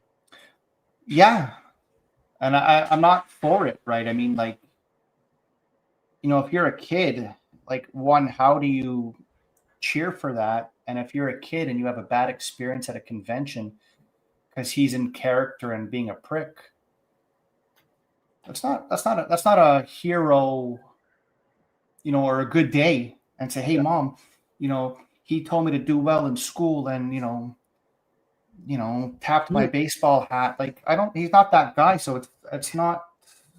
You have to be, again, you have to be a role model. One of the things I love the most when I get to perform is meeting the fans. And I am a heel. Okay. The Master is a heel. This will be a great segue. If anybody's interested in getting a signed 8x10 of the Master Amir mailed to you $25, including shipping and handling. So just get in contact with me. The email address is themastersofwrestling@gmail.com. I forget that. That's a new email address. Just contact me in the comments and I'll get you one of these out. But one of the things I love is communicating with the fans. The kids are still there. I'm never going to tell a kid any profanity at all. Okay. And even though I'm a heel, I will still converse with them. I will still talk to them. I will still honor that connection, because without the fans, I wouldn't be at that show. I wouldn't have a job. You're dead on. You're dead on. So I'll repeat it. Bret Hart said it, and it's so true. You want to hold on to your fans as long as you can, because they'll take you as far as you can go. Yeah, like we appreciate all of you, our viewers here, our loyal viewers, our subscribers. If you haven't hit the subscribe already, make sure you powerplex it right now. Make sure you like this video and share it out to the multitudes. Spread the word about the Masters of Wrestling and Masterclass. We appreciate each and every one of you. We do this for you. We love doing this, and we want to give you as much of our thoughts and whatnot as we possibly can, and entertain you at the same time.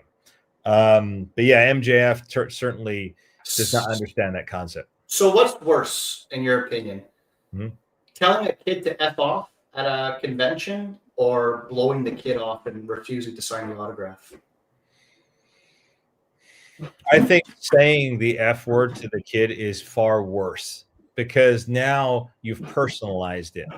Once you've cussed that kid, you have smashed their dreams and their hopes, and now you have basically put them in.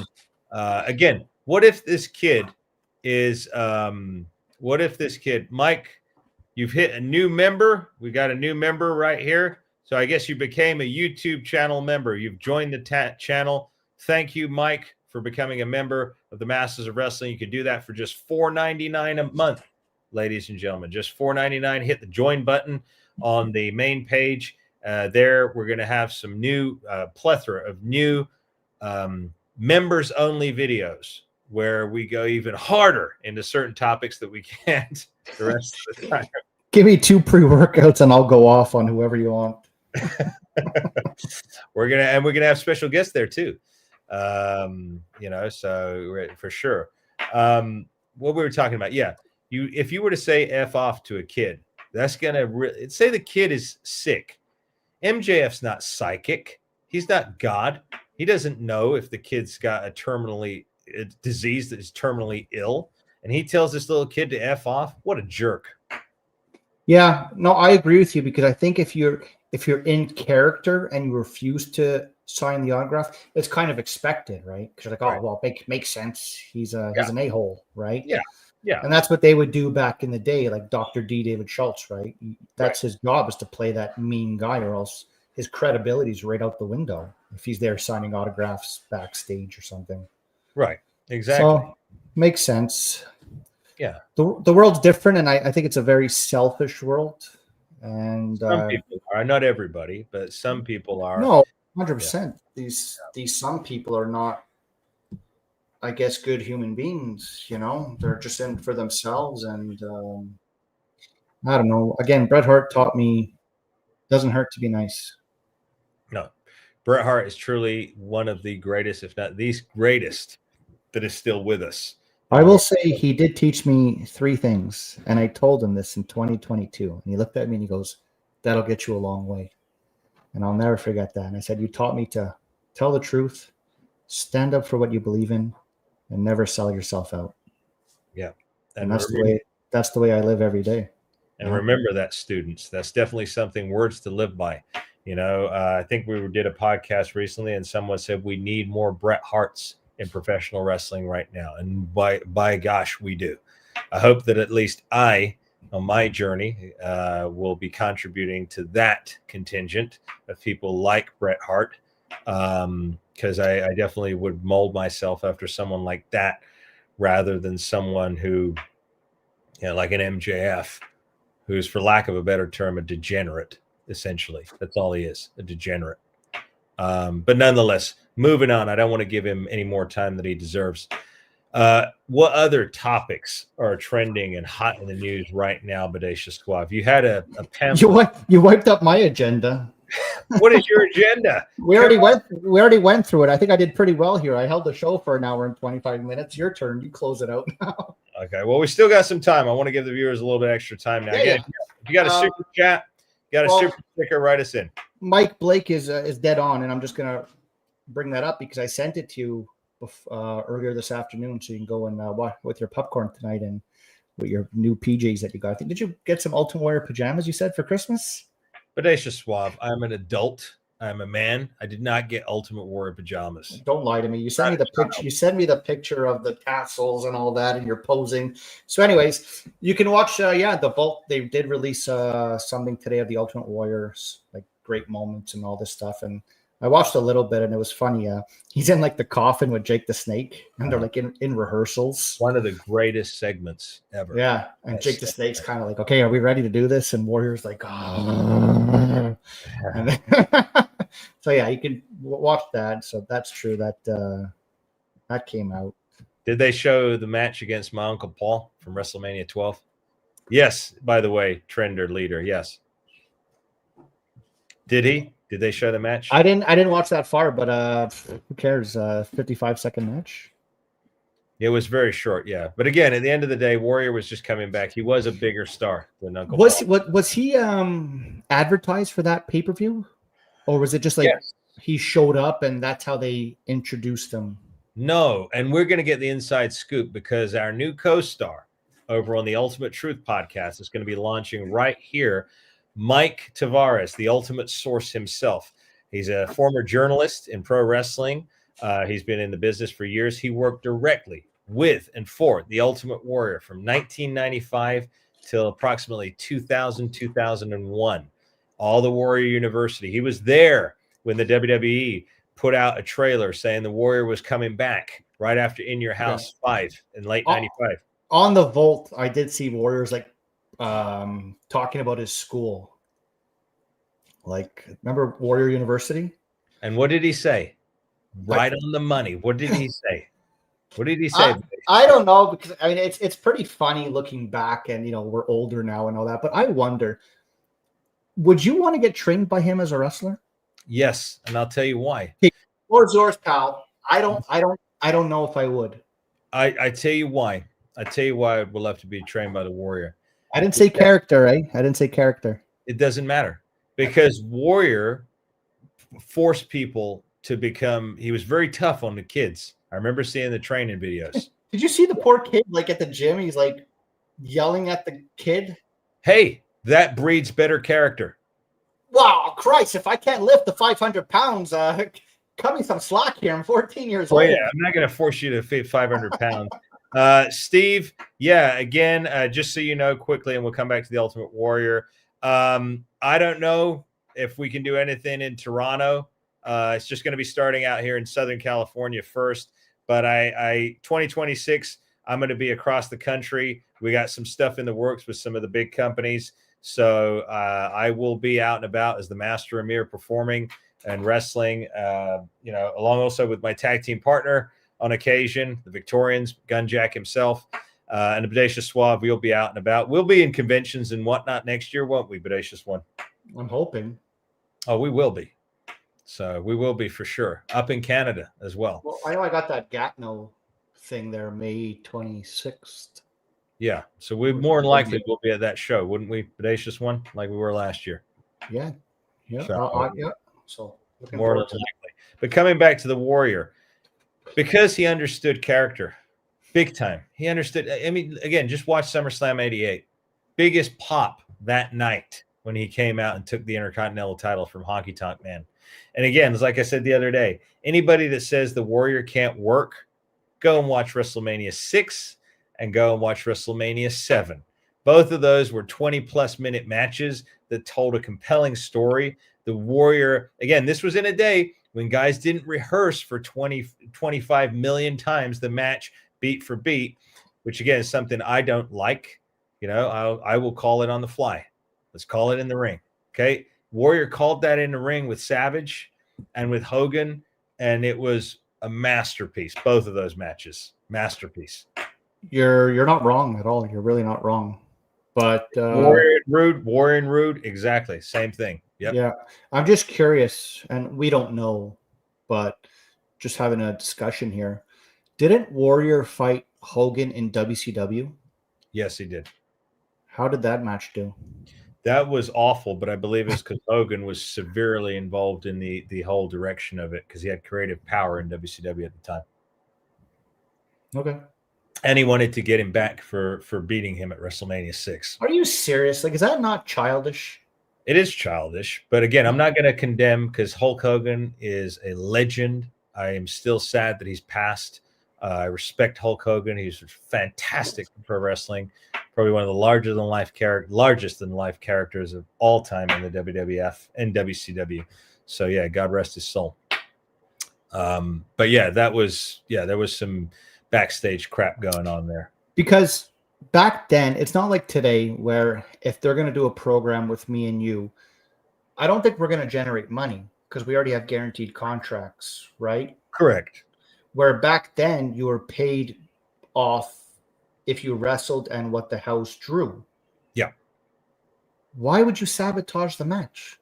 But that to me just tells you Hogan's ego.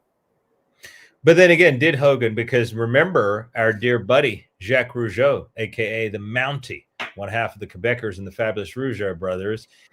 Hogan went to Canada, I believe it was Montreal, was it not, during the height of his WCW reign, and he put over Jacques Rougeau right there. It wasn't on TV. Doesn't matter. He still did it for the hometown. Listen, Jacques had to pay him, and it wasn't on TV. Jacques, who's been on our podcast, go back if you want to see the interview. We got to get him back on. And Ray Rougeau too. I'll reach out to Ray. We got to get Ray on here. We got to get the Fabulous Rougeaus on. He was just elected again, another term for mayor. He's been how many terms now? I know it's like, I think John Cena's whole career he's been mayor of this town. Tell you what, stand out. Shout out to Ray Rougeau and Jack. Gentlemen. Rougeau, two class acts, good friends of ours, class acts. If you're watching this, Jack and Ray, God bless you both. Hope you had a good Merry Christmas and Happy New Year to the both of you. Yeah, they'll definitely be back with us in the new year right here, Bodacious Suave. Yeah, because I'd like to use Jacques to promote the show in Gatineau for May. Yeah, yeah. Like he's the one pretty much running it. So yeah, absolutely. That's going to be a tremendous outing. But yeah, I didn't see too much of the Warrior stuff. I'm looking forward to seeing it. Maybe tomorrow I'll give it a check because obviously the Warrior was my favorite. That really didn't go down well with Uncle Paul when I was a kid after the whole incident at WrestleMania 12. Yeah, that was still part of the punishment. Hmm? Was that part of the punishment because of what was first, the curtain call or Warrior? No, the curtain call came after Warrior because remember, Diesel, Kevin Nash, was still at that. He was at. No, hold on. Because Razor had left. So it might have been, damn it. Because Razor Ramon was not at WrestleMania 12. He was not on that card. He had left at the In Your House. The In Your House prior was his last match against the 1-2-3 Kid, a.k.a. X-Pac. Did Diesel fight The Undertaker on WrestleMania 12? Were they the match before Shawn and Brett? No, they did fight at WrestleMania 12. It was Undertaker against Diesel, and that was Diesel. Kevin Nash had one more pay-per-view. Oh, what? Wait a second. No, there was a pay-per-view after that. No, Razor did not. He was still there because then they had that pay-per-view following WrestleMania where it was Diesel against Shawn, and it was Warrior against Goldust. So yes, and Razor against 1-2-3 Kid was on that next In Your House, the April after that WrestleMania. So yeah, the curtain call must have come just after that. Well, So Chronic says curtain call was 95. Was it? It can be 95 because Diesel and Kevin Nash, Kevin Nash and Scott Hall wound up in WCW in 1996. They came right before Bash at the Beach. So I think it was like around summer of 96, like May or June. Yeah, it was somewhere between that In Your House and the June when they showed up on Nitro. Because I remember SummerSlam 96, which would be August, none of them were on the card. No, the main event. Meaning Diesel or Razor Ramon. No, because the main event of SummerSlam was Shawn Michaels against Big Van Vader. You know Vader was supposed to win that match, eh? I didn't know that. Spill the beans, Bodacious Suave, you backstage sleuth. Well, again, we were talking today because, guys, I don't like Shawn Michaels. I got a problem with his personality back in the day. He was just such a He was a good prick. friend. He was a effing prick. He was a good friend of Vince McMahon. Don't forget. What did I tell you today on the phone? I said for sure they were getting it on.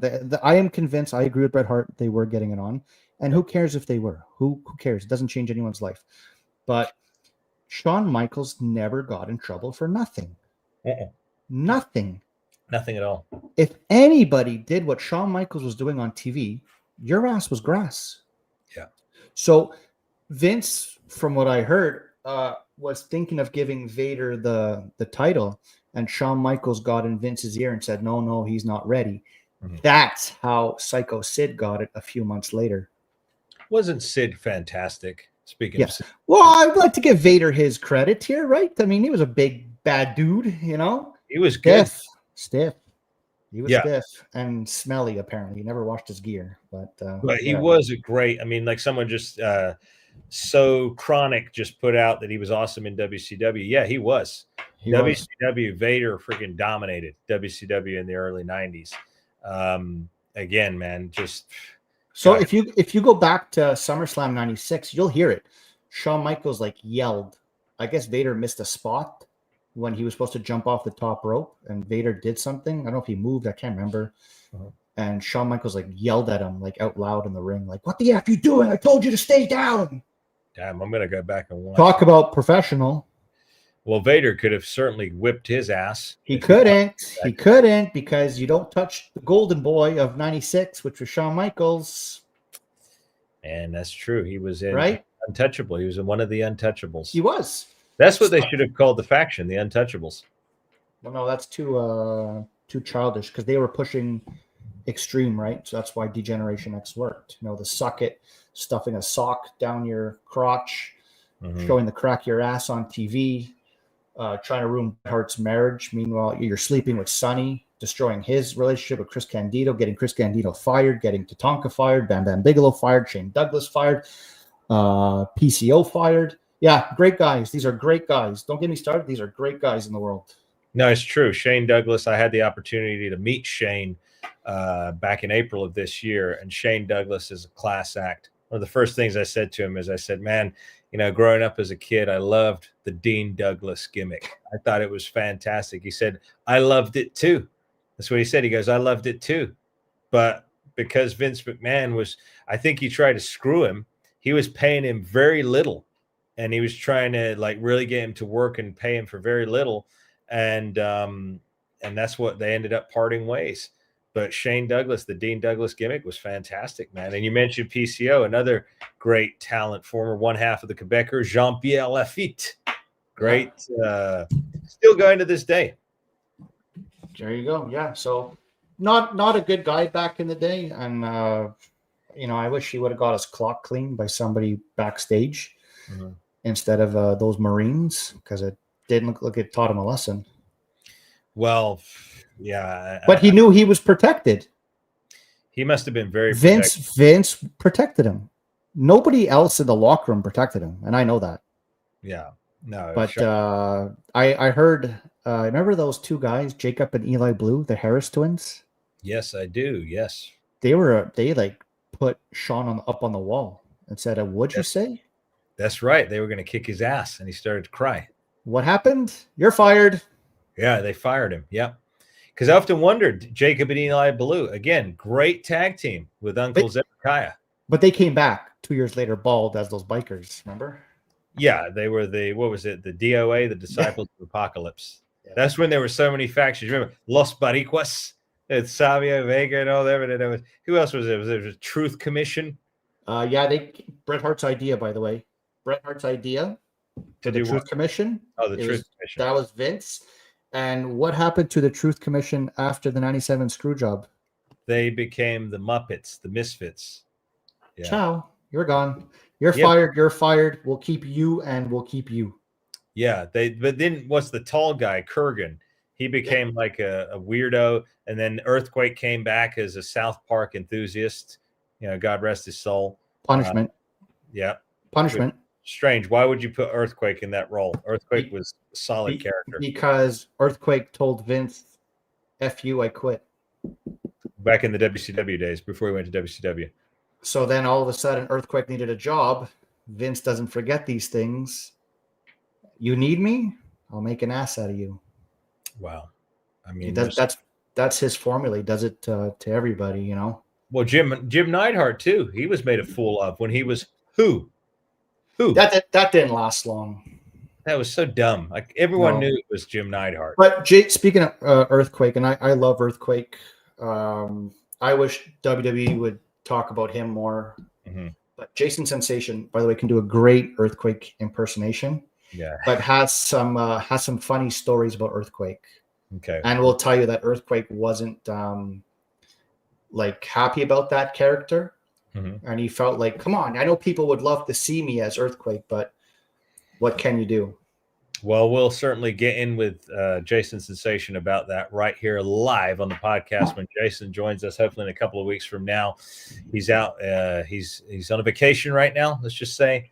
But he will be here with us. We got about 20 minutes left. So if you've got a question, if you want to get involved in a conversation, if you want to appear on the screen, make sure you slap that super chat or hit a super thanks. That's what they're there for. Help this channel go. We greatly appreciate the support. That's what helps keep our wheels spinning. That's what keeps us excited and giving the energy to entertain each and every one of you like we do week in, week out. And just again, a recap, we got Luke the Bushwhacker coming on, Renee Dupree, Ace Darling, Crowbar, Devin Storm.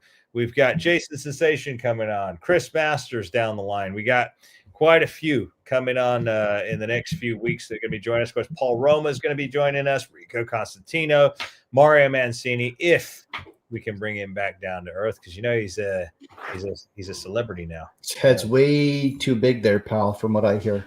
Way too big. Originally, he was just a celebrity cheesecake maker. Now he's taken off bigger. I don't even think he's doing the cheesecakes anymore. No, I don't think he needs to. He's going to become a friggin' movie star soon. So we'll keep you up to speed with what's going on with Mario. Again, Steve, just as is customary. Oh no, he's not asking a question. No worries. I thought he was asking a question. Like I said, we try and keep it to people who ask questions. We bring them on the screen. They hit the super chat, and that's the way we do these on these live streams. But Aisha Suave, you got anything else for us? Anything else looming or anything else we did not talk about that you'd like to bring up? This is the end of 2025. Next time you and I go live, pal, it's going to be January the 1st, 2026.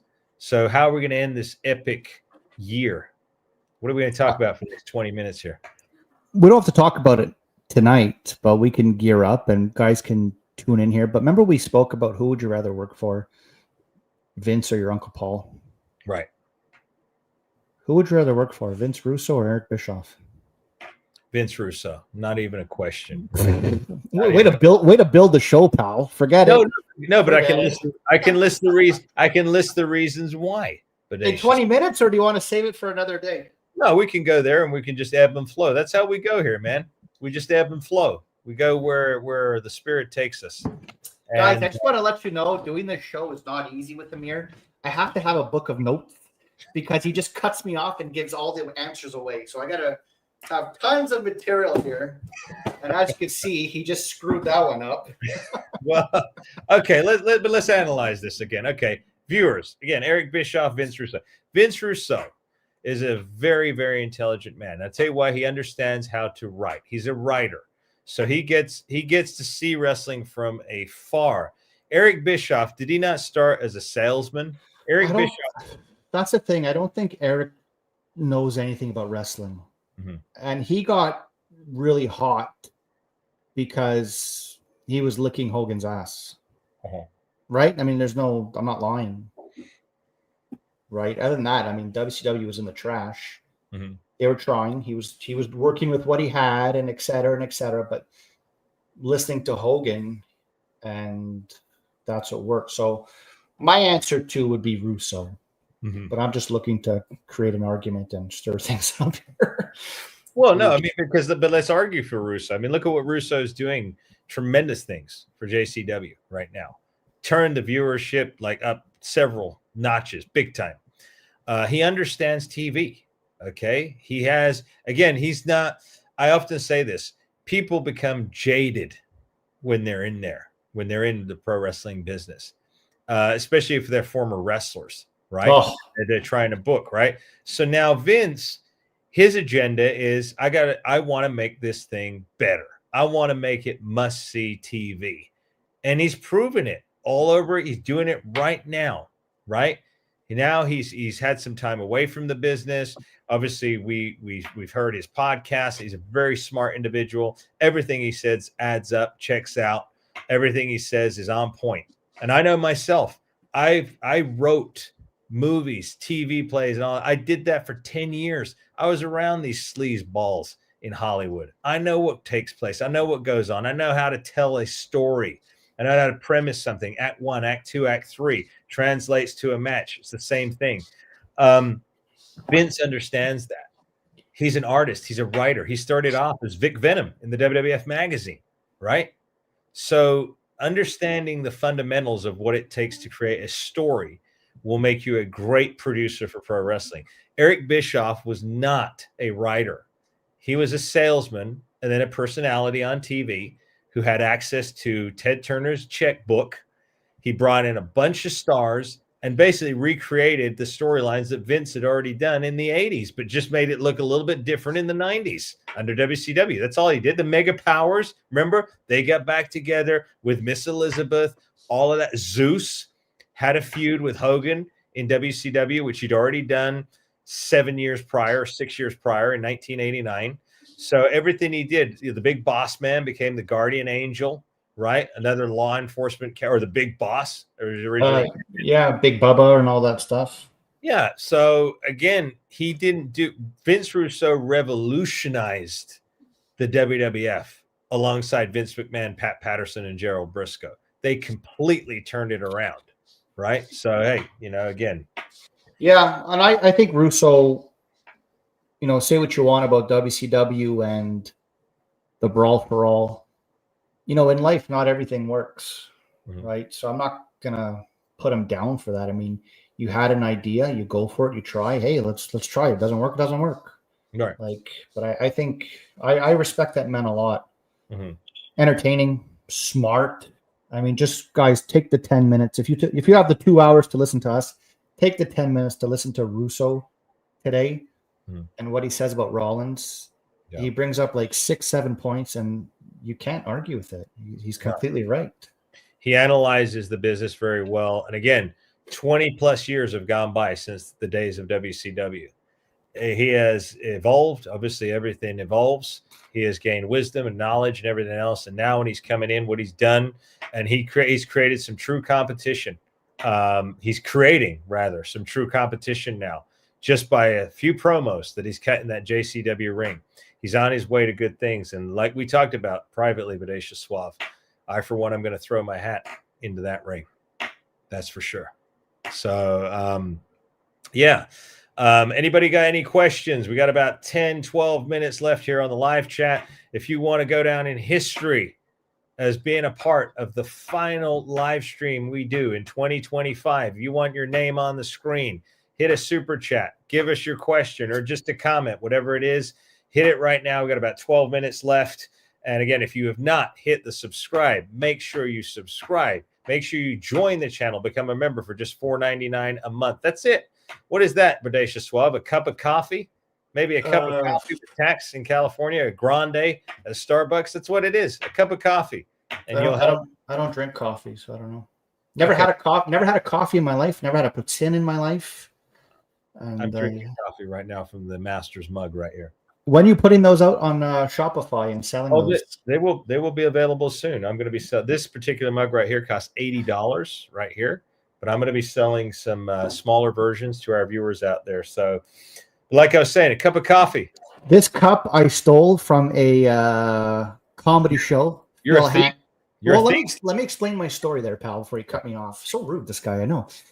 True story. I went to go see a comedian in February, Phil Hanley, funny guy. Guys should research him, funny guy. And it cost me like $7 for like a 7-Up, right? I didn't finish my 7-Up before the show ended.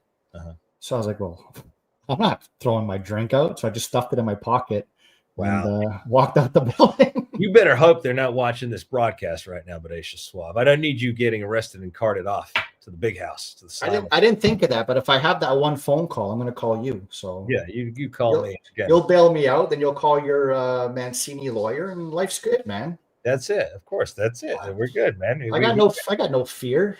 We got it covered. We got it here. We got our legal eagle. I'm always prepared. I'm always ready for war. Yep. I got everything. I'm good. Yeah. So, like I said, everybody, if you want to join, it's the cost of a cup of coffee, $4.99 a month. To us goes a long way to help us produce these shows, secure these guests for you to come on live week in, week out, not let you down, give you unfiltered, unbridled, truthful news, and take you also down trips along memory lane and make you laugh and entertain you at the same time. We're not pulling any punches here. And again, our punches will connect. They'll look real because they are real. Well, you know what? I got a problem here. I'll go fast with this, and then I got to close with something. But I'm left-handed. Okay. In wrestling school, they made me switch to a right hand. Okay. Because in wrestling, everything's left. Yeah. Like you got to work the left, right? Unless it's lucha libre, it's right. Yeah. Well, I live in Canada, pal. Yeah. There you go. What America. I'm saying is, if I throw a right-handed punch at you, I'm hitting the left side of your jaw. Okay. Right. Okay. So you're automatically. I mean, I don't want to divulge the secrets of whatever, but so if I hit you with the right and you tilt your head the wrong way, and I actually connect, that's not good. So they were teaching me how to switch to a right. Boy, did I struggle with that. I'm left-handed. I can't throw, first of all, a real punch with my right arm. And then you're going to make me throw a working punch with my right arm. Do you know how bad it looked? Yeah. Even the kicks, everything I had to convert to right. Body slam. I'm left-handed. So I'm going to pick you up with my right hand underneath, my left as my over, and go. I had to switch. You know how hard it is? And then I asked Mancini, I'm like, Mancini, is this like my school doing this, or is this legit? Because Jerry Briscoe's left-handed, if I'm not mistaken, and he would throw his punches with the left hand. So in school, they taught me it's better to be right-handed, but the thing is, when you work with someone, you're just gonna have to advise them that you're left-handed, because then they know which side to take all the stuff from. And I was like, this is not. Well, let's talk about schools again as we got some more time here. Let's talk about training, because I'm a big advocate for this. Paul, our dear buddy Paul London, likewise. If you're going to train with somebody who's credible. Train with somebody who's been there and done it. Well, that's me saying that. Okay, so that's my point. Before I'm going to let you take the floor. What do you think of that? If they're trying to get me to switch to the right, and they never made it, but they do run good shows, and they have trained people, not necessarily that made it, but that became extras. And I don't want to mention their name or anything. I mean, they're a good school, but I just thought that was really hard for me. And well, I really struggled with that. At the end of the day, do the audience know any different? And that's my question. Are you still telling a story? Does the audience know any different? Right? They won't. They won't know. The audience won't know. My worker, so I just have to tell them, okay, buddy, expect my punch coming from the left hand. Oh, you don't want me to punch? Okay, we'll do something else. I've seen guys using the left. I've seen it on shows out here.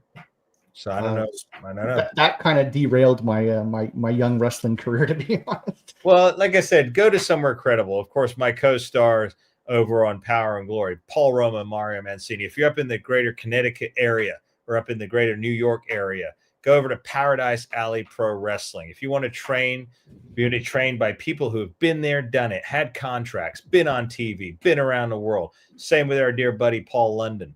Okay, so we'll keep you updated when Kayfabe Academy will be back up and running. So again, this is where you need to train. You need to train in places that are that are credible. Our dear buddy Sim Bodie is also training people out in the Nevada area. He'll be back with us on the podcast in a couple of weeks. We may have a special guest, a big surprise that Sim's working on for us. So again, make sure you hit that subscribe button. Make sure you join the channel because you're not going to want to miss this one. This will be a mind-blowing, eye-opening experience of one of the greats from the 1980s, from the golden era. But yeah, train with somebody who's been there and done it, or at least somebody who's mature.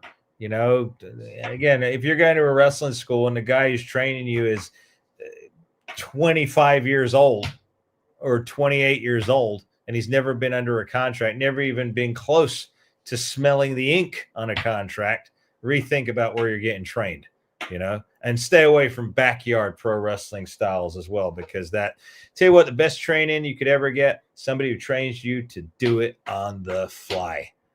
Call it in the ring. Best trainer. Matthew, what are you looking at? What's going on here? I was just looking at my beautiful mug. That's all. Oh, that's what you're doing? You're getting mesmerized while we have viewers here? My lie, cheat, steal mug. Oh, my gosh. So, Mike Superstar delivered his running close. Yeah, okay. Yeah, one of our viewers just said that the mass superstar delivered Bill Eadie? From the left. Bill Eadie from Demolition. Okay, so perfect. But look at Bill Eadie's timeline. 80s, early 90s. Yep. Jerry Briscoe, I don't know, 70s. But is today's wrestling, they won't allow you the left? Too choreographed, too scripted, too friggin', yeah. Some do you know how, I'm not even going to tell you. I'm being honest. I can't throw a working punch from my right hand. I can't even throw a ball from my right hand. I'm not ambidextrous. I'm left-handed. My kicks too. You gave a good kick there on Mr. Klingbeil. I got to admit. I did. Klingbeil, the power slap champion. Yeah. He came into a wrestling ring. He was in my world. Okay.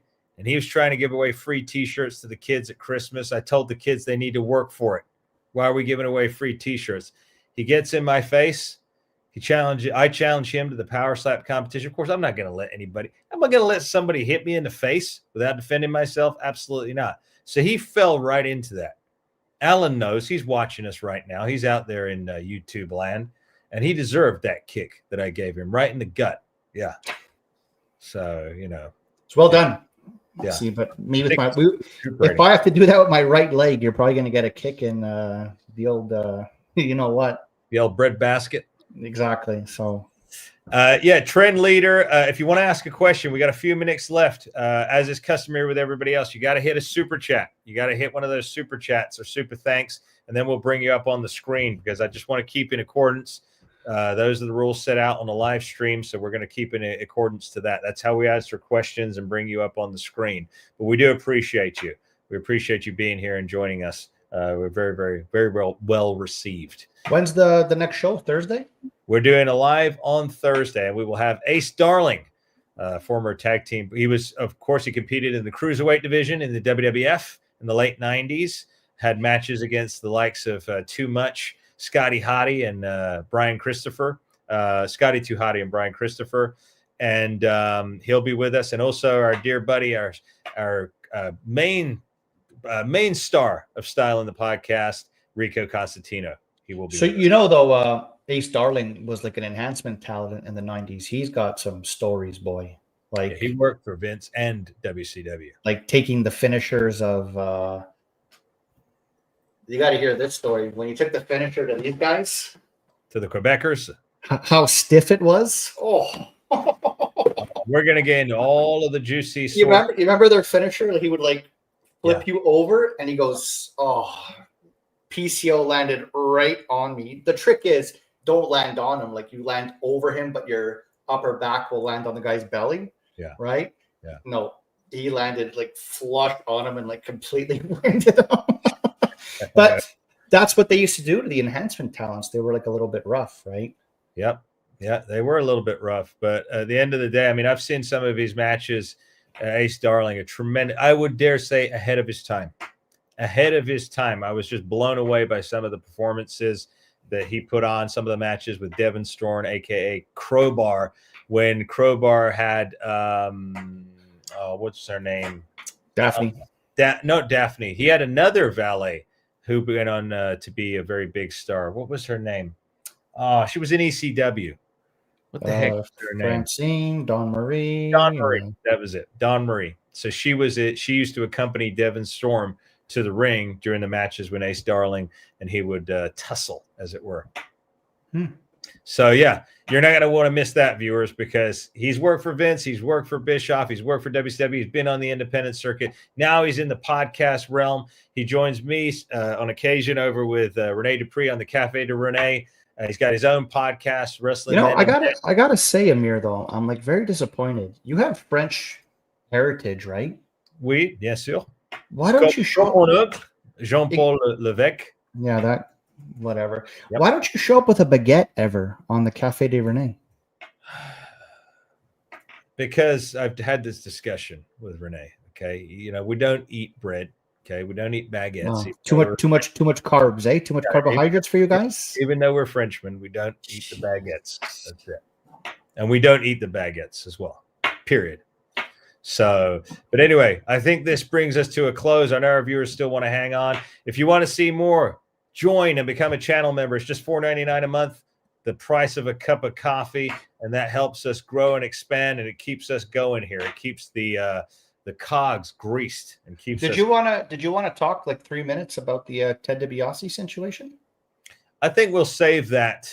We'll save that for Thursday with Ace, because I'm sure Ace obviously he knew Ted DiBiase, his father, so I'm sure he'll have some stories for us, and maybe he got to meet him when he was a kid. It's a very sad situation anyway that he turned to criminal activity, and now he's going to be facing some hefty prison time. Very hefty. He may not ever come out. Yeah. Very sad situation.